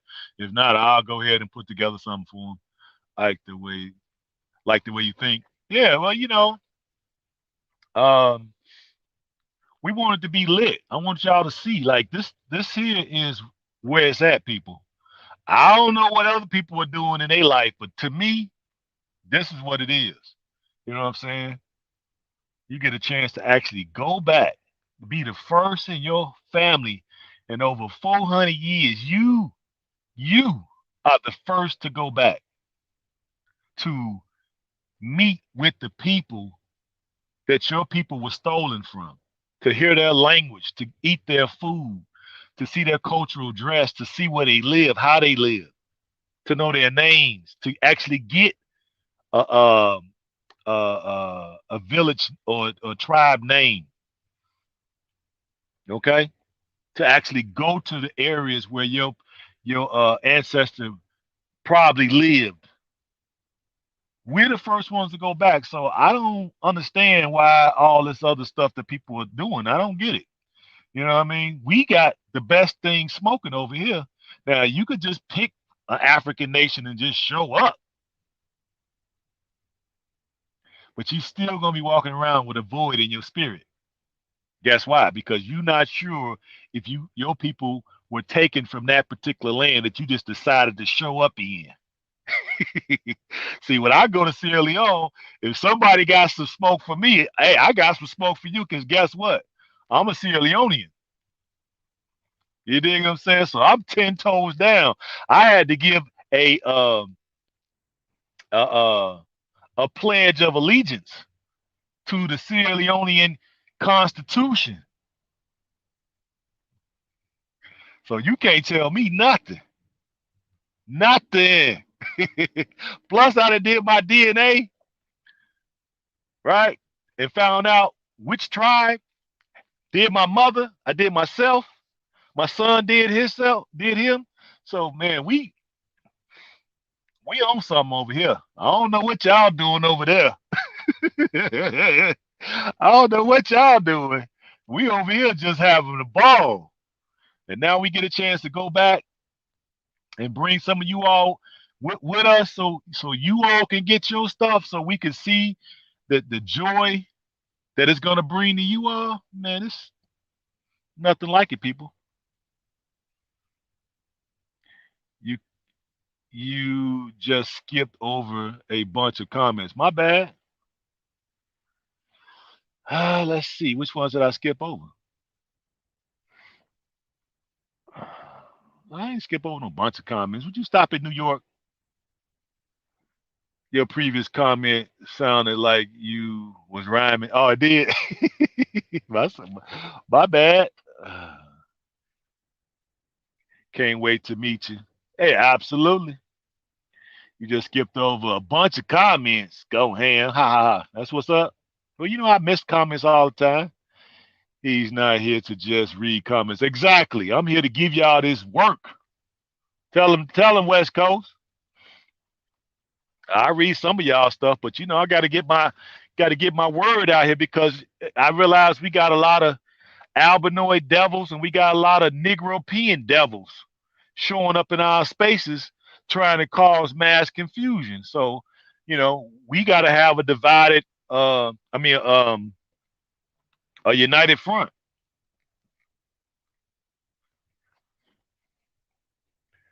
Okay, we got to have a united. I'm gonna say divided. I'm gonna say divided snake so bad. We want to have a united front. Okay, because people are coming and they're after the new folks that's coming in. Right? They can't get at me. You know what I'm saying? That propaganda that they coming with, it's not gonna work on people like me. So it's designed for folks who just now coming on board and really thinking seriously about going back to Africa, getting up out of the divided snakes. They're tired of the fact that they're treated as a third class citizen, not even second, third or fourth class citizen. They're tired of being invisible.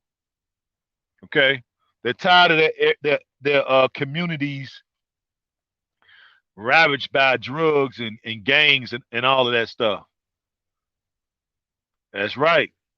What up, boy? I see you. Motherland calling me too, man. You know I can't wait to get back. I'm sorry I couldn't get back with you, man. They pulled the plug on my trip, and so I couldn't get back over to Atlanta. And now I'm in Nebraska. Doggone compressor on my truck broke, so I can't even go nowhere to Tuesday. So I'm stuck here, guys. I had to turn the switch off the battery so it would run the battery down. So I ain't even got no power in the truck, but at least in there I could take showers and they got washroom inside or whatever. So, and I got food and here, a little food here in the truck, and then they got a restaurant in there. So I'm just gonna have to make it work until I'm able to get the truck fixed. Um, I'm just coming back from um, Oregon, Portland, Oregon.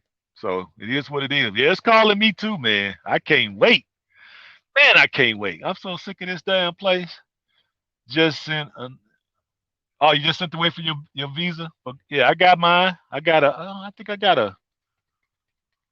I want to say I got a 3 year. I got a 3 year Gambian visa. I got a 5 year visa to Ghana. And of course, I got my passport for Sierra Leone. You dig? So yeah, those three well now I can hit all of them now, so it's all good. You know what I'm saying? So that's what's up, Sweet Berry. Get your visa. Going over there to the sandy coast, or AKA the smiling coast of Africa. I like the Gambia. I just don't like all that saying. I ain't gonna even lie. I don't like all that saying, but I like the people. Food was good. It's a lot of beaches. So yeah, you should be good. You should be good. Just try to get around other folks that's from the diaspora so you can have some folks to look out for you. You know what I mean? But yeah, so yeah, we looking to go back, people, and you all being the first ones, you need to make this a big deal. Okay, I'm gonna help you make it a big deal, whether you realize it or not. Right? It's good to get the citizenship without a doubt, but the fact that you actually get a chance to fill that void in your spirit, you get a chance to meet the people, talk to them, right? Get a Sierra Leonean name, eat the food, go to the places, get to see the islands where your people, this was the last place they saw. You get to see that. You get to stand where they probably stood. It's a beautiful thing, people. Beautiful. Gambians love you too. That's what's up. I love the Gambia. You dig? I'll be back for sure. Because I got good people there in the Bag family. Shout out to the Bag family. You dig? My West Side family from the Chi Town. But yeah, I'm gonna try to do something with them. But I got to get my Sierra Leone project going. Got to get my Ghana project going, and then I'm gonna double back and try to do something with the Bag family there. So I haven't made up my mind what I want to do. I'm just kind of wait it out, come up with a really good idea, and present it to the Bag family and see how they feel about it. They're pretty industrious and entrepreneur people. Uh, so I'm sure we'll be able to work out something. I don't know what I want to do there. We'll just find something to do though. But that's what I want to do, people. We should be having networks, and we should be having people that we're doing business with all over West Africa. So once you get a base of operations, then you want to be able to go to Ghana. All right. I got people in Ghana. If you in Sierra Leone, you want to come to Ghana and get something popping, you come there and holler at me. I'll put you in touch with who we need to holler at, and maybe I might team up with you. Same way, if you want to go to Ghana, you might want to come to Sierra Leone, might want to go to the Gambia. We need to be going to all these places, just like I travel in this truck to all these different states with no problem. We need to be able to do the same thing there in the west coast of Africa. You know, I don't see why not, especially especially me because I got the fact that I got citizenship. Want to see the Gambian through your eyes video for us too. Yeah, I told Sweet Berry that. She said she's gonna do. That's right. I want I want a Equiwatts. Watch, I guess that's how you say it. Uh, passport. Yeah. Well, mine it allows me to go to all Equiwatts countries, so I'm good. Having citizenship makes you feel whole. Damn right. See, damn right. West Coast. I feel complete, and I have restored dignity to our family because now everybody out after me is gonna be where? From Sierra Leone. Boy, this is a that's why I was at first, I ain't gonna even lie. I didn't want to have more kids. But now, yeah, I think I want a couple more. But they're gonna be born over there in Sierra Leone. Okay. And my son will be coming with me in April to get his. He's looking to do some of the same things, following foot, following behind his dad's footsteps, which is great. Excellent point. Absolutely. See, did I miss anything? No, I got everything. So yeah, we want to be able to see that you missed out, or the generations before you have missed out on their African birthright because either they didn't know or we was brainwashed about Africa because all we saw was what Tarzan movies, right? And then when you do see the black folks, they was blue black, right? Wearing grass skirts as as a covering, and they usually had a pot with some albinoid devils in a pot as they were throwing uh carrots and potatoes in the pot, cooking them. That's what we saw. That's what I saw. So, but luckily for me, I had Wild Kingdom, and that taught me that that wasn't really true about our people over there. A dream fulfilled. Absolutely. Absolutely. And so now we get a chance to break the cycle. And that's a big thing. So, of course, we're going to get people that's trying to confuse us so we won't complete the cycle. Okay. I've completed it. Okay. Now, my son dying, itching to go. So, get him over there. And like I said, I plan to have more kids over there once I find me a queen, have me a couple kids over there, and then they'll be born there. So we're gonna stop the cycle with me. So it ain't gonna that gonna be it. Now I might bring them over to visit where they dad growed up and all that, but then we going right back to Sierra Leone. We not gonna stay over here. You know what I'm saying? Might bring them to visit, I might not, just depends. Bob Jones. Glad that many of our people see the solution. Damn right. We definitely see it. The beginning and the end is always the same point, a special place. Absolutely. Absolutely. And then to have your citizenship restored, and then you having full benefit rights and benefits. So that means you can own land, you can own business, you can get bank accounts, you can marry, you can start who knows schools, hospitals, churches, whatever you're trying to do, you could do it there. Your talents will not go to waste there. Whatever your degree is in, you can actually utilize it. Because over here, a lot of folks get degrees and actually end up in a field or doing a job that has nothing to do with the degree that they went to school for. Hey, I'm the one. Case in point, me. I went to school to be an educator, to be a teacher. What do I do? You know what I'm saying? I couldn't stand being in the classroom right now. You know what I'm saying? I started out not liking driving the truck, but now I'm so glad I decided to do this, man, because it has afforded me all of these beautiful things, all these beautiful trips, has afforded me enough money where I could build me a home.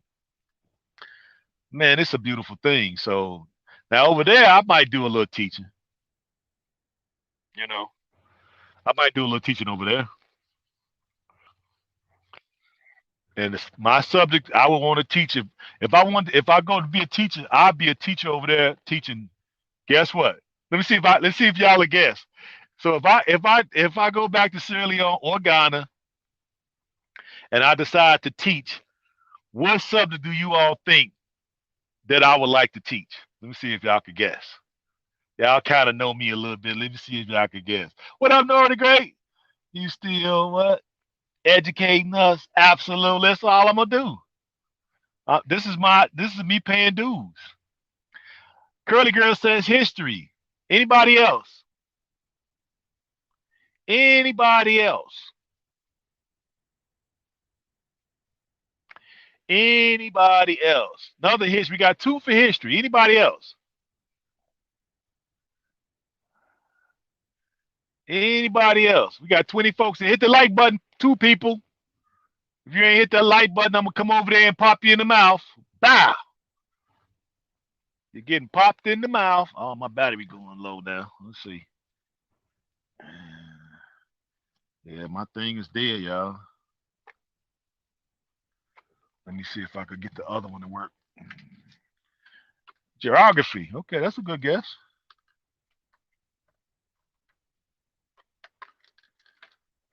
Hold on, let me read that. Now there we go. Let's see. T said, God chased all of us to be here at this time in the circle, what? Continual cycle of time. It is true and honor to be chosen. Appreciate that, T. Social studies. That's a good one. Can I say two histories and business? Yes. So I would say y'all all right. I would like to teach social studies. I would like to teach history, and also I would like to teach business. Yep, and probably military science. These would be the areas that I would like to teach. So yeah, I might do some teaching over there. I ain't never even thought about it until just I never even thought about teaching until just now, you guys. Just now. I just thought about it. My whole mindset been restaurateur, you know, real estate mogul, uh uh farmer, you know. I wasn't even thinking about teaching. Now I think about it. Yeah, I don't know. I probably need to teach too. All of the above. Absolutely. Economics, yeah. Economics, that'd be a good one too. Because we need all these things to be taught to our brothers and sisters over there because what they're doing is just giving them the basics, just like they gave us here. If you notice something, if y'all notice something, what did we learn in school? We learned the basics. Reading, writing, and arithmetic. Why we didn't learn about credit? What about mortgages? Interest rates? What about profit and loss statement? You see what I mean? Why we didn't learn how to calculate net worth? What's the difference between a liability, right, and an asset? How to do a business plan? We didn't learn none of that. We should have been learning that as kids coming up. You see? So we have a lot of work to do, people. uh, you're a perfect teacher. Thank you. Thank you, X. We learn how to be workers. Absolutely. We learn how to follow orders and be little worker bees. Every leader is a natural teacher. Yeah, I agree. I agree with that, T. But yeah, I might do a little teaching over there because we definitely gonna need it. Because in order for us to change the frequency of the continent, we need to start with the kids. And if we teach it to the kids and they see the value in it, because you remember now, let me take y'all back a little bit. If you remember now, you used to be able to watch uh, television programs, sitcoms, right? And what happened? You would see every now and then some little boy, some little girl be in front of their house with a lemonade stand, cup of lemonade for a quarter, right? What was those parents teaching that child? Entrepreneurism. Okay. They was teaching them how to value money, how to sell, right? At an early age.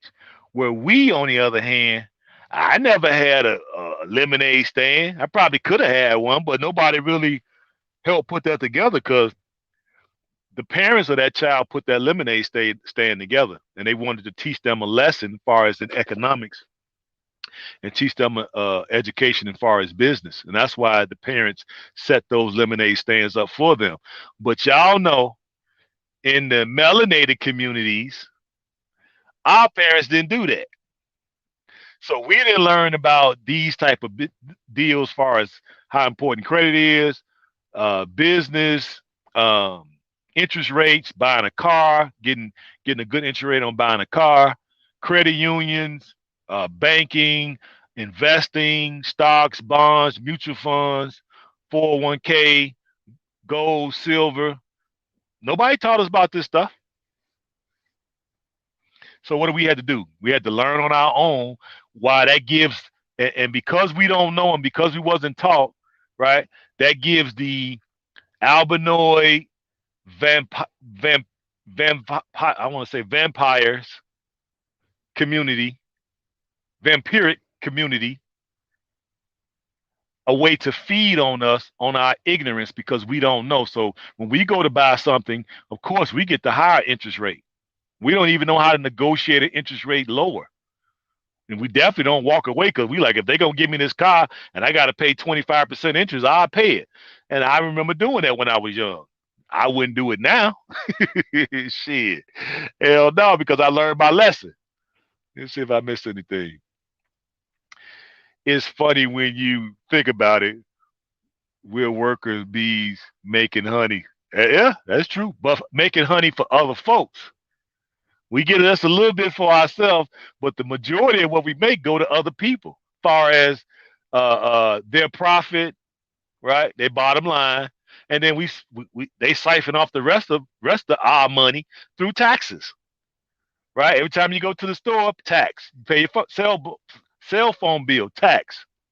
Then you got to pay your income tax. Then your federal tax, tax on gas, tax on energy, tax on consumer goods. So we're literally being taxed to death, literally, and we just accept it. We don't even push back on it. We had paper routes to work.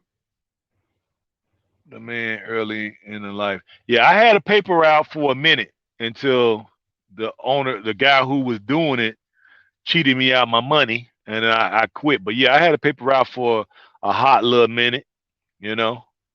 But that kind of phased out during my era. So I think I might have had that paper route in the 70s. It phased out there. So when the 80s came, it was over. In order for them to win, they had to learn keep us on an uneven playing field. Absolutely. Yup. Yup. Yep, yep, yep. Absolutely. But we didn't, then you had the Girl Scouts and Boy Scouts. Now I was in the Boy Scouts for a minute, and I didn't stay because I don't know, something wasn't right about the guy. I was a kid, I just didn't feel comfortable with him, you know. I don't know why I felt that way. I didn't never really see him do anything, but I just didn't feel comfortable. So I quit the Boy Scouts. A woman gave me well, oh, I thought you said a woman. White man gave me to know number. I want another acre cleared. He charged 225 and gave me a price of what? 85. Damn, shame. But it is what. Yep, exactly, curly girl. Yes, sir. I was in the girls. He was. I was kicked out of the scouts. You was. I quit. I quit because dude seemed kind of. I don't know. I don't know why I felt that way. He never did nothing to me. I never seen him do nothing, but I don't know. Just something didn't feel right about the guy, so I quit because of that. And I didn't even tell nobody. I just told my mama I didn't want to go back, and she was like, okay, whatever. And I had went out to one camping trip with the Boy Scouts, and he took us to cause we were doing it a weekend camp out, and we went to a church Sunday morning. And it was just all white folks, and they was looking at us like we was literally from outer space. And this was in the '70s, so here a bunch of black kids come in with a older white dude, and we got our scout uniform on. So I think that might have saved us because I think if we wouldn't have had them uniforms on, them people probably wanted to hang us. Because we was at a spot where you could tell they never saw black people before. Because the way they was looking at us, boy, I felt so uncomfortable. I remember that shit. I might have been what? Oh, was I 10 or 11, something like that? Europe, if they raise their taxes 1 penny, they in the streets tearing up shit. Yeah, but we don't do that. They raise our shit by hundreds of dollars, and we do nothing. Trust your instincts. Absolutely, Nora. Yeah, I'm glad I did because later on we started finding out that a lot of those guys were doing stuff to the boys. But like I said, I never saw nothing. Nothing ever happened to me. Nothing. He never touched me. Never did anything. Never said anything. He never said unto the other guys that I saw. But it just had a funny feeling about the guy, and so I stopped because of that. So maybe I was just tripping, or maybe I was just did feel a vibe from him that this wasn't right, and I chose to stop going. But we really didn't have too many things growing up. Then they started closing the parks because I think that was a way to try to level the playing field when it came to sports. Because the park district was our first introduction to sports. You know what I mean? So I know the park where I played ball at, we was up there every day until the sun go down. It'd be raining. We still out there shooting ball. You know what I'm saying? In the snow, we would take shovels up there to the park. We would shovel off the court and we would play ball in the winter. Okay. We had one person to go pro out of that park. Yep. We had one person to go pro out of the park where I played ball growing up as a kid. And I played against this guy. Every time we played ball up there, they picked me to go against this guy because me and him was the same height at that particular time. And we was about the same body type, kind of heavy, tall, heavy. And so they picked me always to go against this guy, and he went pro. And I was like, man, I should have went pro. You know what I'm saying? But I just, for whatever reason, I think when I started smoking or whatever and drinking, it might have stopped my growth a little bit because he didn't do that. And we went from being like, 5'11" or whatever. 2 summers went by. He shot up to 6'6". And here I stayed, I only growed a couple more inches to 6'1". He shot up to 6'6". So if I had got to 6'6", I would have been playing somewhere. It might not have been the pros, but it'd have been like CBA or overseas somewhere. I could have played somewhere. Let me see. I was not tipping tripping, the spirit spoke to you. Yeah, it probably did. Wow. Yeah, nice. Yes. You wasn't no, I wasn't tripping no. Sandusky. Sandusky. Yeah, yeah. Well, we know we didn't find out about that till years later, but yeah, I guess that might have been what I was feeling. I don't know. Because I never been back there, so I never know anything else what happened there. Yeah. When boys used to play basketball, they were on the court. Yeah, exactly. To dust to dawn, baby. Um, and then they literally took away all of the park programs. They cut it, the funding for all the parks. So we thinking to ourselves like, so you gonna cut? I don't know why I feel like something cross. You gonna cut? I remember saying this back then. So they gonna cut all the funding to the park, and all the programs is over with now.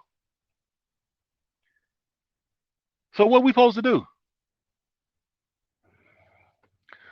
See, so they what they was doing. Now that I think back, right?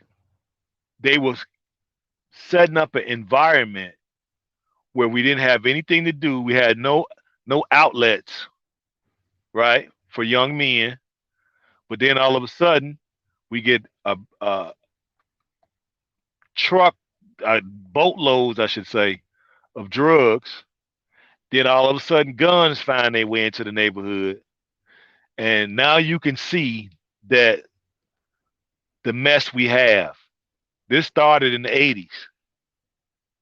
Okay, so this wasn't necessarily all our fault, but it is our fault because we we picked up those drugs, we picked up those guns, right? And we wasn't savvy enough, we wasn't politically savvy enough to understand that it was a setup to basically be able to prey upon us as a virus. That's what they did. That's why they cut those programs out. Yep. In my neighborhood, parks were too dangerous, drugs dealing and gunplay.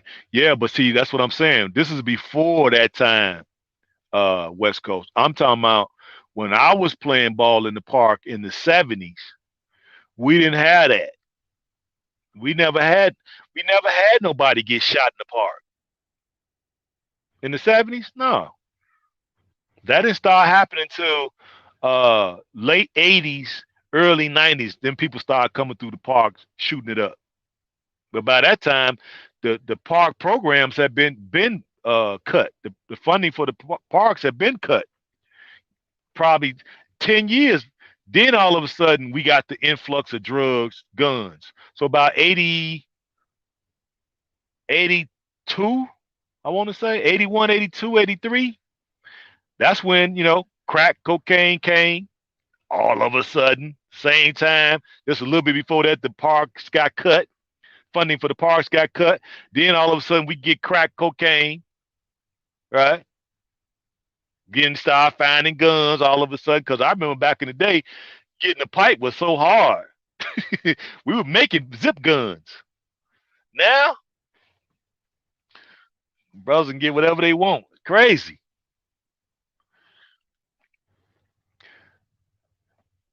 Ronald Wilson Reagan. Hell no. And the black family broke up. And yep, black family broke up. Uh,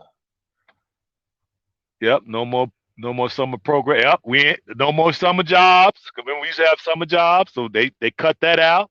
No parks. We used to go to the park all summer. We played softball league. We had flag football, and we had basketball tournaments. All that was cut. We had even ping pong tournaments. They even what leave cars unlocked with the keys in them ignition. Yep, sure did. I always said in the '80s that damn song Express Yourself. That's when people started getting ignorant. Yeah, yeah, absolutely. So this was a plan to put us in this position, people. Now we wasn't, savvy enough as a people to resist this stuff. So we pretty much fell victim to it. So we to blame as well.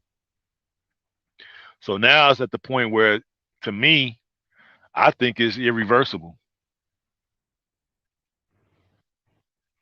I don't think it can be turned around.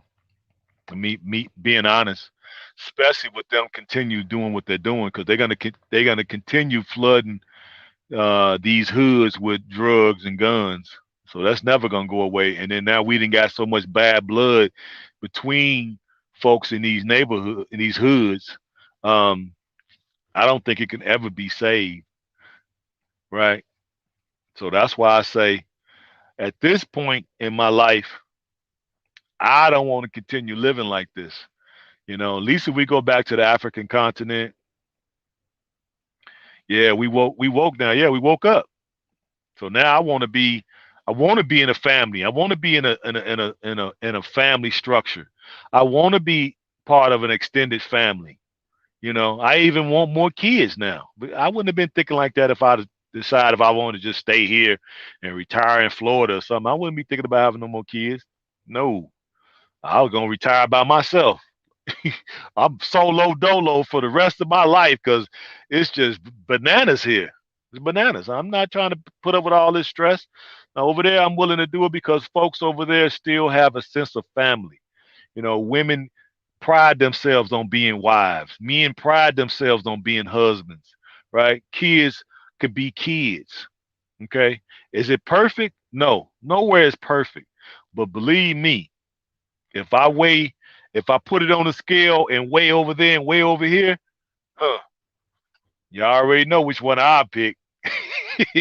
Hey, you already know which one I pick. Shoot, I ain't messing with y'all. Yep, drugs is totally out of control in the snakes. Absolutely, it is. It's totally out of control in my area. It not worth trying to turn it around here. Absolutely, West Coast. I'm not doing it. I wasn't even in the city, but the 80s were good. Yeah, it was good if you didn't get involved in all that madness because a lot of people got killed in the 80s. We had a lot of overdoses in the 80s. Um, that's when the prison sentences they got that mandatory minimums in the 80s, so we still got guys locked up from the 80s. Um, you had a lot of things take place in the 80s. It basically robbed a lot of folks of a decent future because once they took the basketball tournaments out, most of the dudes that would have been the next NBA stars turned to drugs and became drug dealers. A lot of them got murdered. A lot of them are in jail. A lot of them got hooked on drugs. A lot of them OD. These were our future Michael Jordans and LeBrons. So they robbed a whole generation. Because I remember it was some dudes used to come to the park that was to me better than Jordan.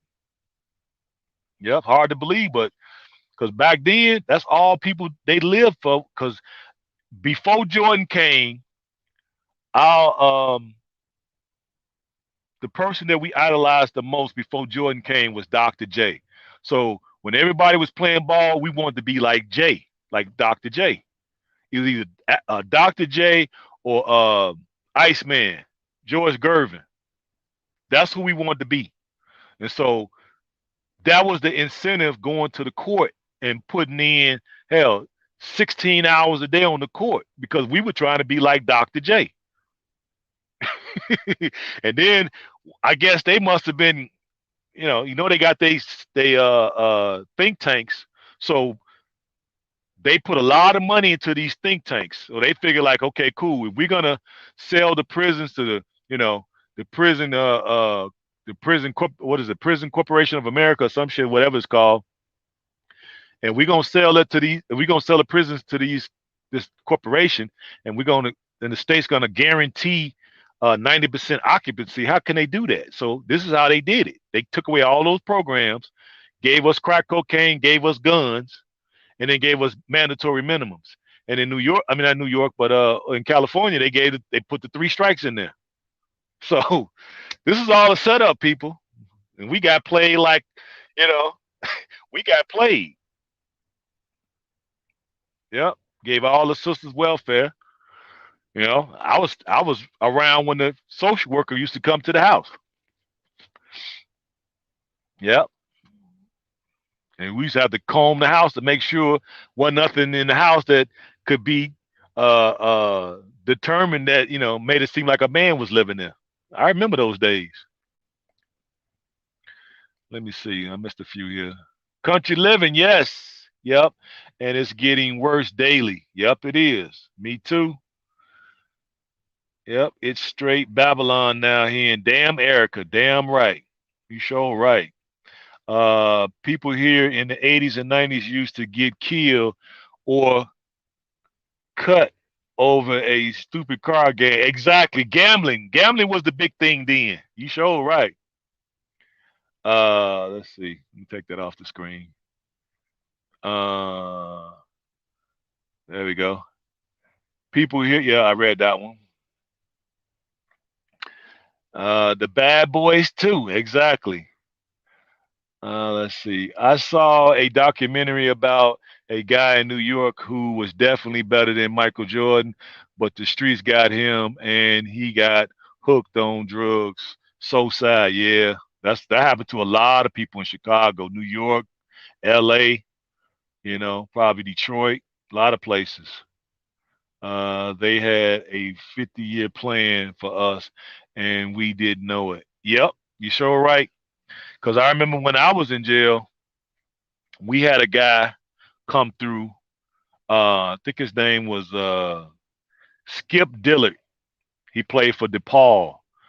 Could have easily played at any pro team, but he had one foot playing for DePaul because he was on that team with who was there at the time? I want to say it was Mark McGuire. It was Skip Dillard, and it was a few other players there. And they was, he could have went pro, but he had one foot on the court and one foot in the streets. Streets won out, and then he ended up coming in on the new. I want to say he had a murder. Somebody tried to stick him up for his drugs or whatever. He ended up killing him. Is what I think happened, but I can't remember. So don't quote me. But because that was so long ago, that was over 30 years ago, so I can't really remember. But I do remember him coming in because people was whispering like, "Man, there go Skip Dillard over there," and I'm looking at him like, "Damn!" And we was all just shaking our head like, "Damn, he should have been playing in the pros. What is he doing here in the county jail?" So it just to show you that this plan was set up for us. So if folks are wanted to take things that we fell into these traps to say that we were bad people. We was not bad people. We was actually a good people who just was not politically savvy enough to understand what kind of plan that these people had laid out for us. And we just literally just fell in these traps. And now you're supposed to turn around and blame me, the victim, because I fell in the trap because nobody warned me about how diabolical these Alvinoid devils are. No, and then they usually catch you in your youth before you have time to have wisdom. Okay? So that's why I am so appreciative that I was able to make it through that and come out on the other side. And now I'm closer to retirement. I'm just like, wow, my life just you know, took such a turn when I was playing. I remember when I was playing ball and I was just had all those hopes, all those dreams of what I was gonna do, and I was gonna be this big time real estate guy because I wanted to be a real estate guy ever since I was a kid. And I was gonna play ball, and I was like, well, I may not be good enough for the pros, but I'm gonna play somewhere. Then next thing you know, park programs got cut.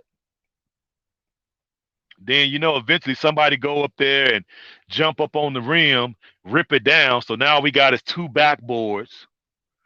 They stopped doing any. They used to come out every year. They used to paint the stripes and stuff on the court. That stopped. The field house didn't open no more. They had nobody to man the field house. So now the parks are just left wide open with no supervision, nobody working them. So yeah, now people in there shooting up, smoking crack, you know what I'm saying, drinking, sleeping. So now we kids, so we can't really go there and play ball no more. So we got played, y'all. We definitely got played. Yep. Spitting facts. Dead on. Spitting facts. Thank you, James. Yes. Start a what? A league in Africa. Yeah, I talked about that once. Yeah, I plan to do some stuff over there. You know, uh, because I like the martial arts, so I want to do something in martial arts over there with the kids. But I was thinking about we're gonna need some of y'all to come over and set up parks because they really have no significant amount of parks. So we will need y'all to come over and set up some parks. Um, because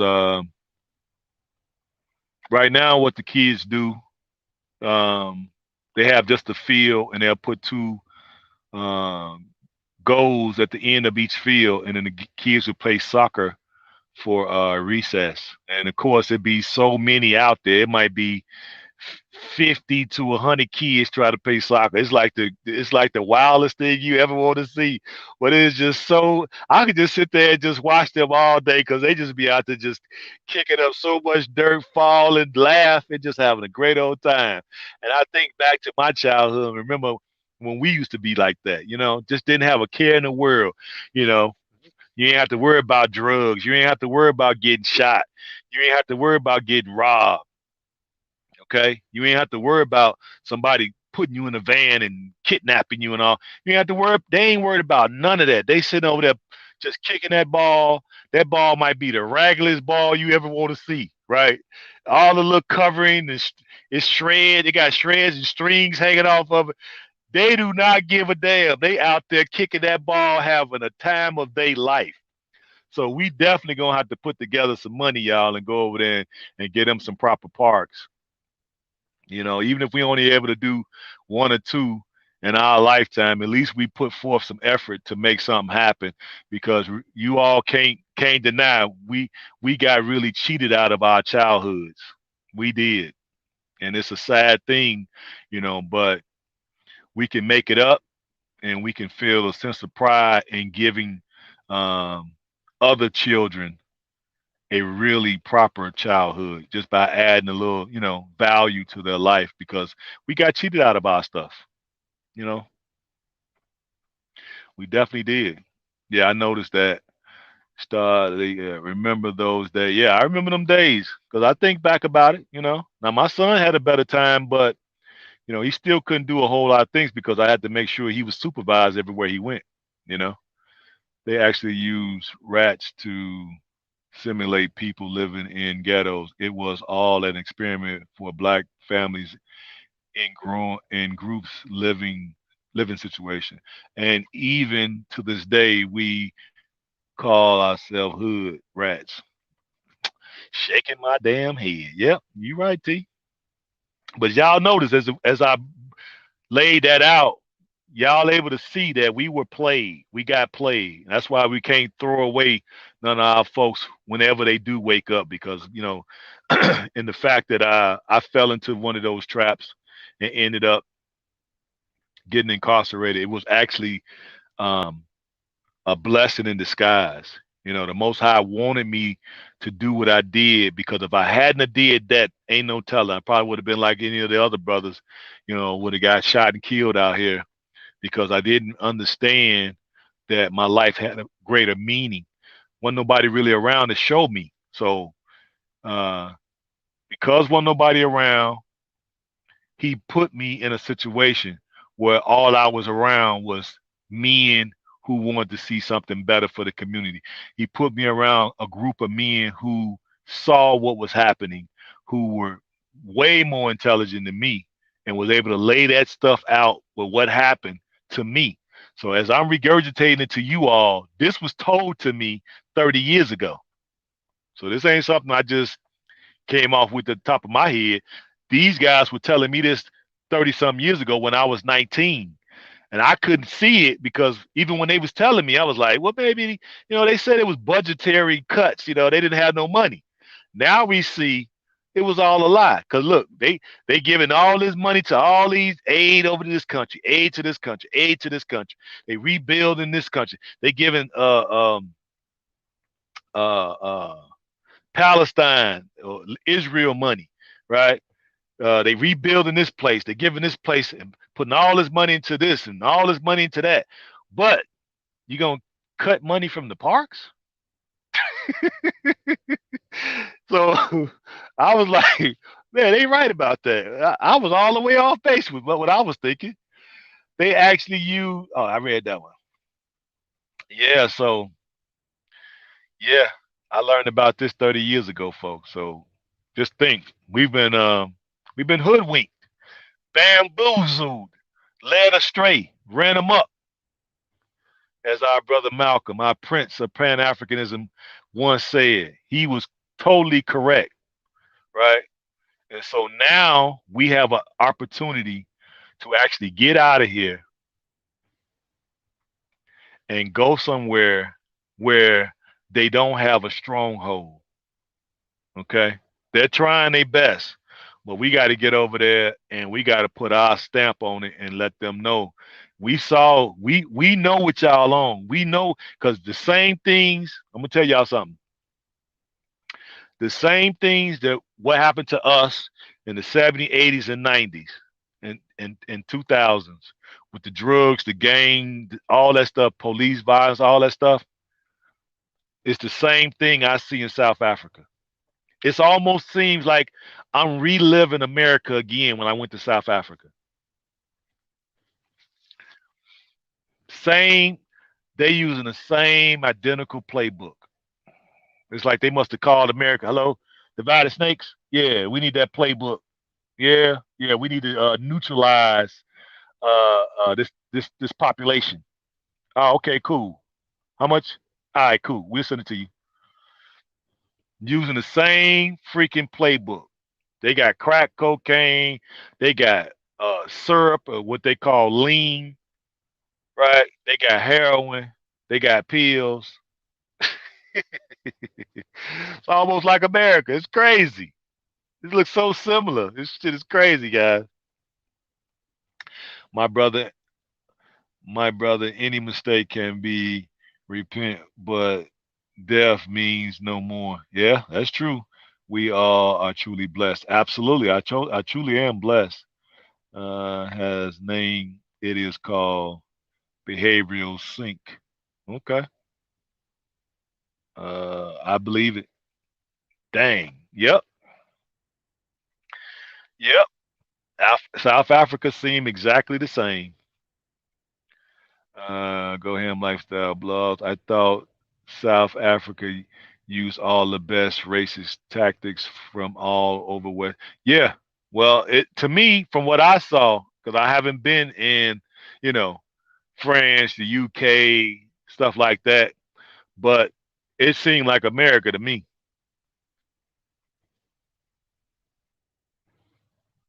Yep.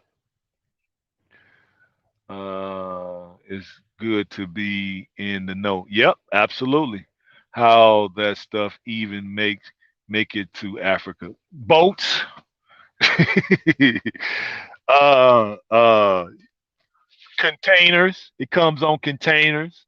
And then once it gets somehow cleared through the ports and then it gets on the back of a truck and then it ends up somewhere in some lab somewhere and they put the cut on it, just like they do in America. Same thing, you know what I'm saying? Because it's on every corner there, just like it's on every corner in America. So you know it's by design. You know what I mean? Because I was there on the Friday and Saturday night at the party place and seeing all the people high as a kite. They was high as a kite, Jack. People stumbling around, fumbling around, falling. You know, just as high as they wanted to be. And I was just like, wow, this seemed like the '80s when we used to hang out up on Rush Street in Chicago. Let's see. Some devils come. Yep. The government brings it in. Yep. Yep. They got a network of folks that they use or who have the clearance to bring it in. See if I can make this light a little brighter, y'all. Oh yeah.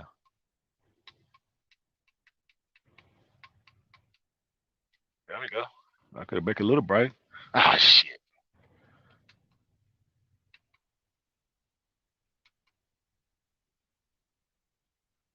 Stay on, damn it. Yeah, but that's what it is, people. Um, yeah, we got played. Oh shit. I don't know why is it going out. Oh, maybe because I don't have it plugged up no more. Let me see, maybe I can plug it up right quick. Hold on, guys. Where is it? Where is it at?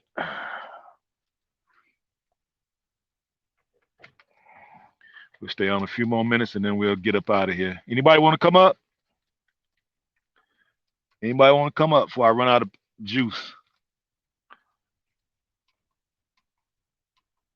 There we go. There we go.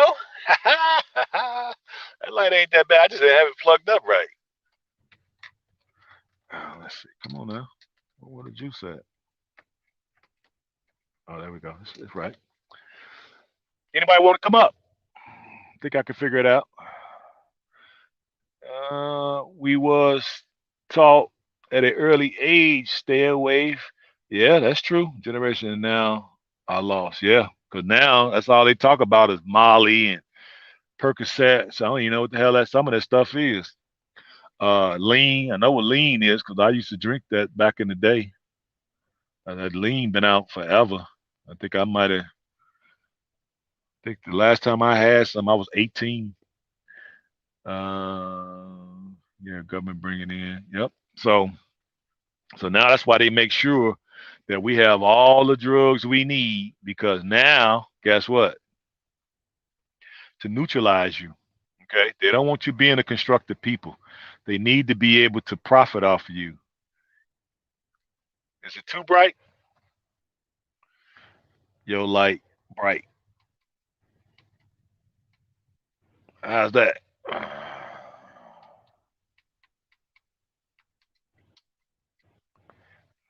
Yeah, that's cool. I think I took it down one notch.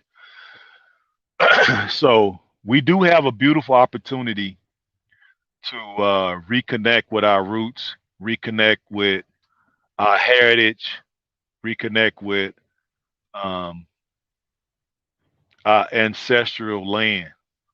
So we got to go there and protect it with our very lives if necessary because we see what happened here. We did used to have some beautiful communities here, even though we had to deal with, the albinoids. But before they come up with all these, you know, programs and messed up everything, we had some really decent communities before they did all that. And so that was the design to get us in this position, and they were successful. Truly enjoy our chapter 9. Peace and blessings to all kings and queens in the house. Appreciate you, X. No, you good. Light is fine. Okay. Well, why you say something then? Because I was trying to make sure it wasn't too bright because you said something. But yeah, so we want to be able to go back and get away from this demonic society. Um, there's no hope for it, and all it's going to do is end up chewing us up, spitting us out. A lot of us are going to be unhappy because I've been unhappy for years, and and now I have a spark in my eye again. I'm proud to be part of this movement. I'm proud to serve you all. I'm proud to put myself in a position so I am able to help a lot of you all. I'm happy to meet you all. I'll be happy to break bread with you all and happy to ultimately be neighbors with you and to ultimately be business partners. It would be my pleasure because we'll get a chance to actually do things the right way. We have to truly understand that we've been bamboozled. So that way we will not be in each other's way and we won't be trying to be right about everything and this and that because we all been bamboozled. We've been cheated out of everything. Our homeland, our birthright. Some of us been cheated out of our lives, you know, out of our professions, out of what we really could have been. I mean, like I said, some of them guys was coming to the court could have been, we had one person go to the pros, but we had at least 4 or 5 others that could have went. But once the park stuff got shut down, most all them good ball players end up turning into uh, drug dealers. Now they either in jail, uh, strung out somewhere, or trying to recover and just working a job in a factory or whatever they're doing. And they got cheated out of their futures. You know, so we get a chance to try to turn it around and make it better for other folks. That's why it's a good thing to be able to live past a certain point, so you get able to start to get wisdom. So now I feel I have knowledge and wisdom. So now I want to be able to um, share it with the youth and the youth that I have here, as far as family wise, and in the youth in Africa. So please join me, people. Let's see what we can all do, because we all got a part to play in this. You can't sit up here and say that we wasn't cheated out of everything. We were. We were fooled, cheated, stuff was stolen from us, and we just weren't able to become the people we were meant to become. We've always been a godly and a mighty people, but these folks been able to use their trickery and their sorcery and casting spells, and they've been able to get us off of our square and making us just as demonic as they are. And now we get a chance to kind of go back to where we used to be, and to not have them standing over us and watching us and coming up with all kind of ways to keep us from having togetherness and unity. So we get a chance to correct that now. So I would advise you all to take this opportunity while we still have it, because y'all can see divided snakes is in trouble. They're looking to bring it down. Certain powers that run the world are looking to bring it down to complete their um, new order. And they can't have not one independent, powerful nation when they're trying to have a new order. So they have to bring it down in order to complete everything. So we don't need to be here, okay? They're more worried about bringing this place down. And so while they worried about that, we can be in Africa really getting some stuff cracking. So glad y'all tuned in. The wealth of the wicked is laid up for the righteous. In the end, we will win. Now use a rhyme, or you rhyming over there. Ah, yes, T. Say it ain't so. Say it again. Well, as Vicky Dillon said, talk black to me. That's perfect. I'm gonna go and get up out of here. Let y'all have y'all Saturday.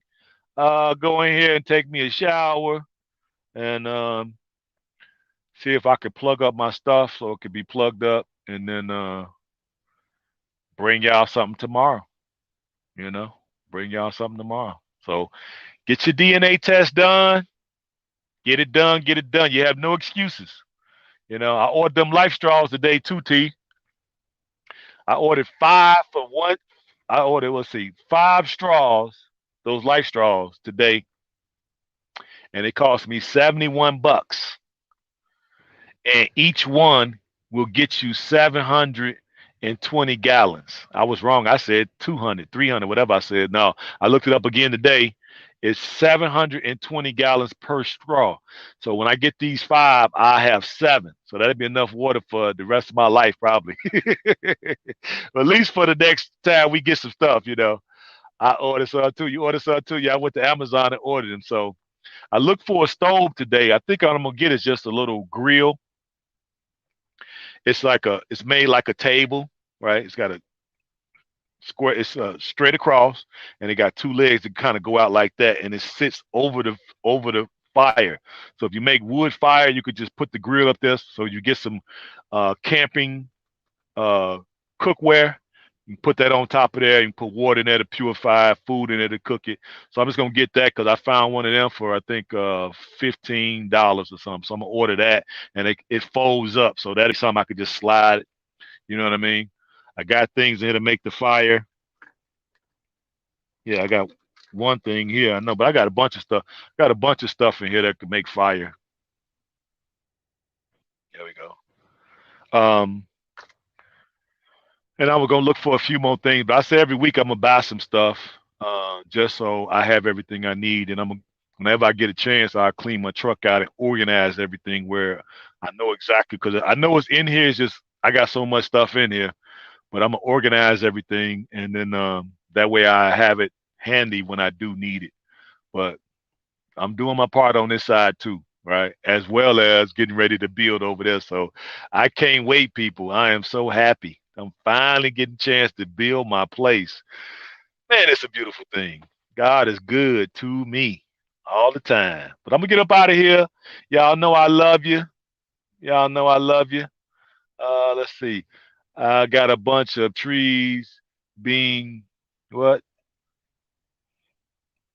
Putting my chainsaw in use. Okay, yeah. Well, hey, keep that wood. You might need it. Some of it, chop it up to firewood.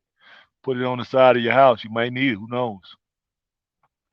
But let me get up out of here, people. If anybody's so inclined, y'all see the cash shop going through there. We could buy a better lamp, better light, because I bought one with some of the money you all gave me, but it don't work. And it just little thing came with it, right? Little tripod, right? But it don't work. I bought this one here a long time ago. I just never used it. This little light. So if anybody's inclined, we need another light. I don't know unless I can figure out how to work that one. So I needed probably two to put up, and I got my little shield up so you people can't be looking in here as we doing our broadcast. That way, because like now, folks can look in and see how bright it is. But if I pull that sheet all the way across, then they won't be able to see, and I could be in here doing whatever I want to do without them worrying about it. But until next time, y'all know I love you, and as I always say, peace and what? African Black Power, baby. Y'all be good out there. Think about what I said. Get your DNA test done ASAP. And if you want to take the trip with us to Sierra Leone, please reach out. When you put your email, if you email me, gohamtrucking@gmail, put your phone number so I could call you, because I ain't got time to be going back and forth with you all with these emails. I'd rather just pick up the phone and call you. I got unlimited calls, so I can pick up the phone and call you. I'm gonna be calling you from a 773 phone number. So answer the phone. If not, I'm gonna text you anyway. So y'all make sure you text me, because you definitely want to go on the trip with me, because we're gonna have a ball.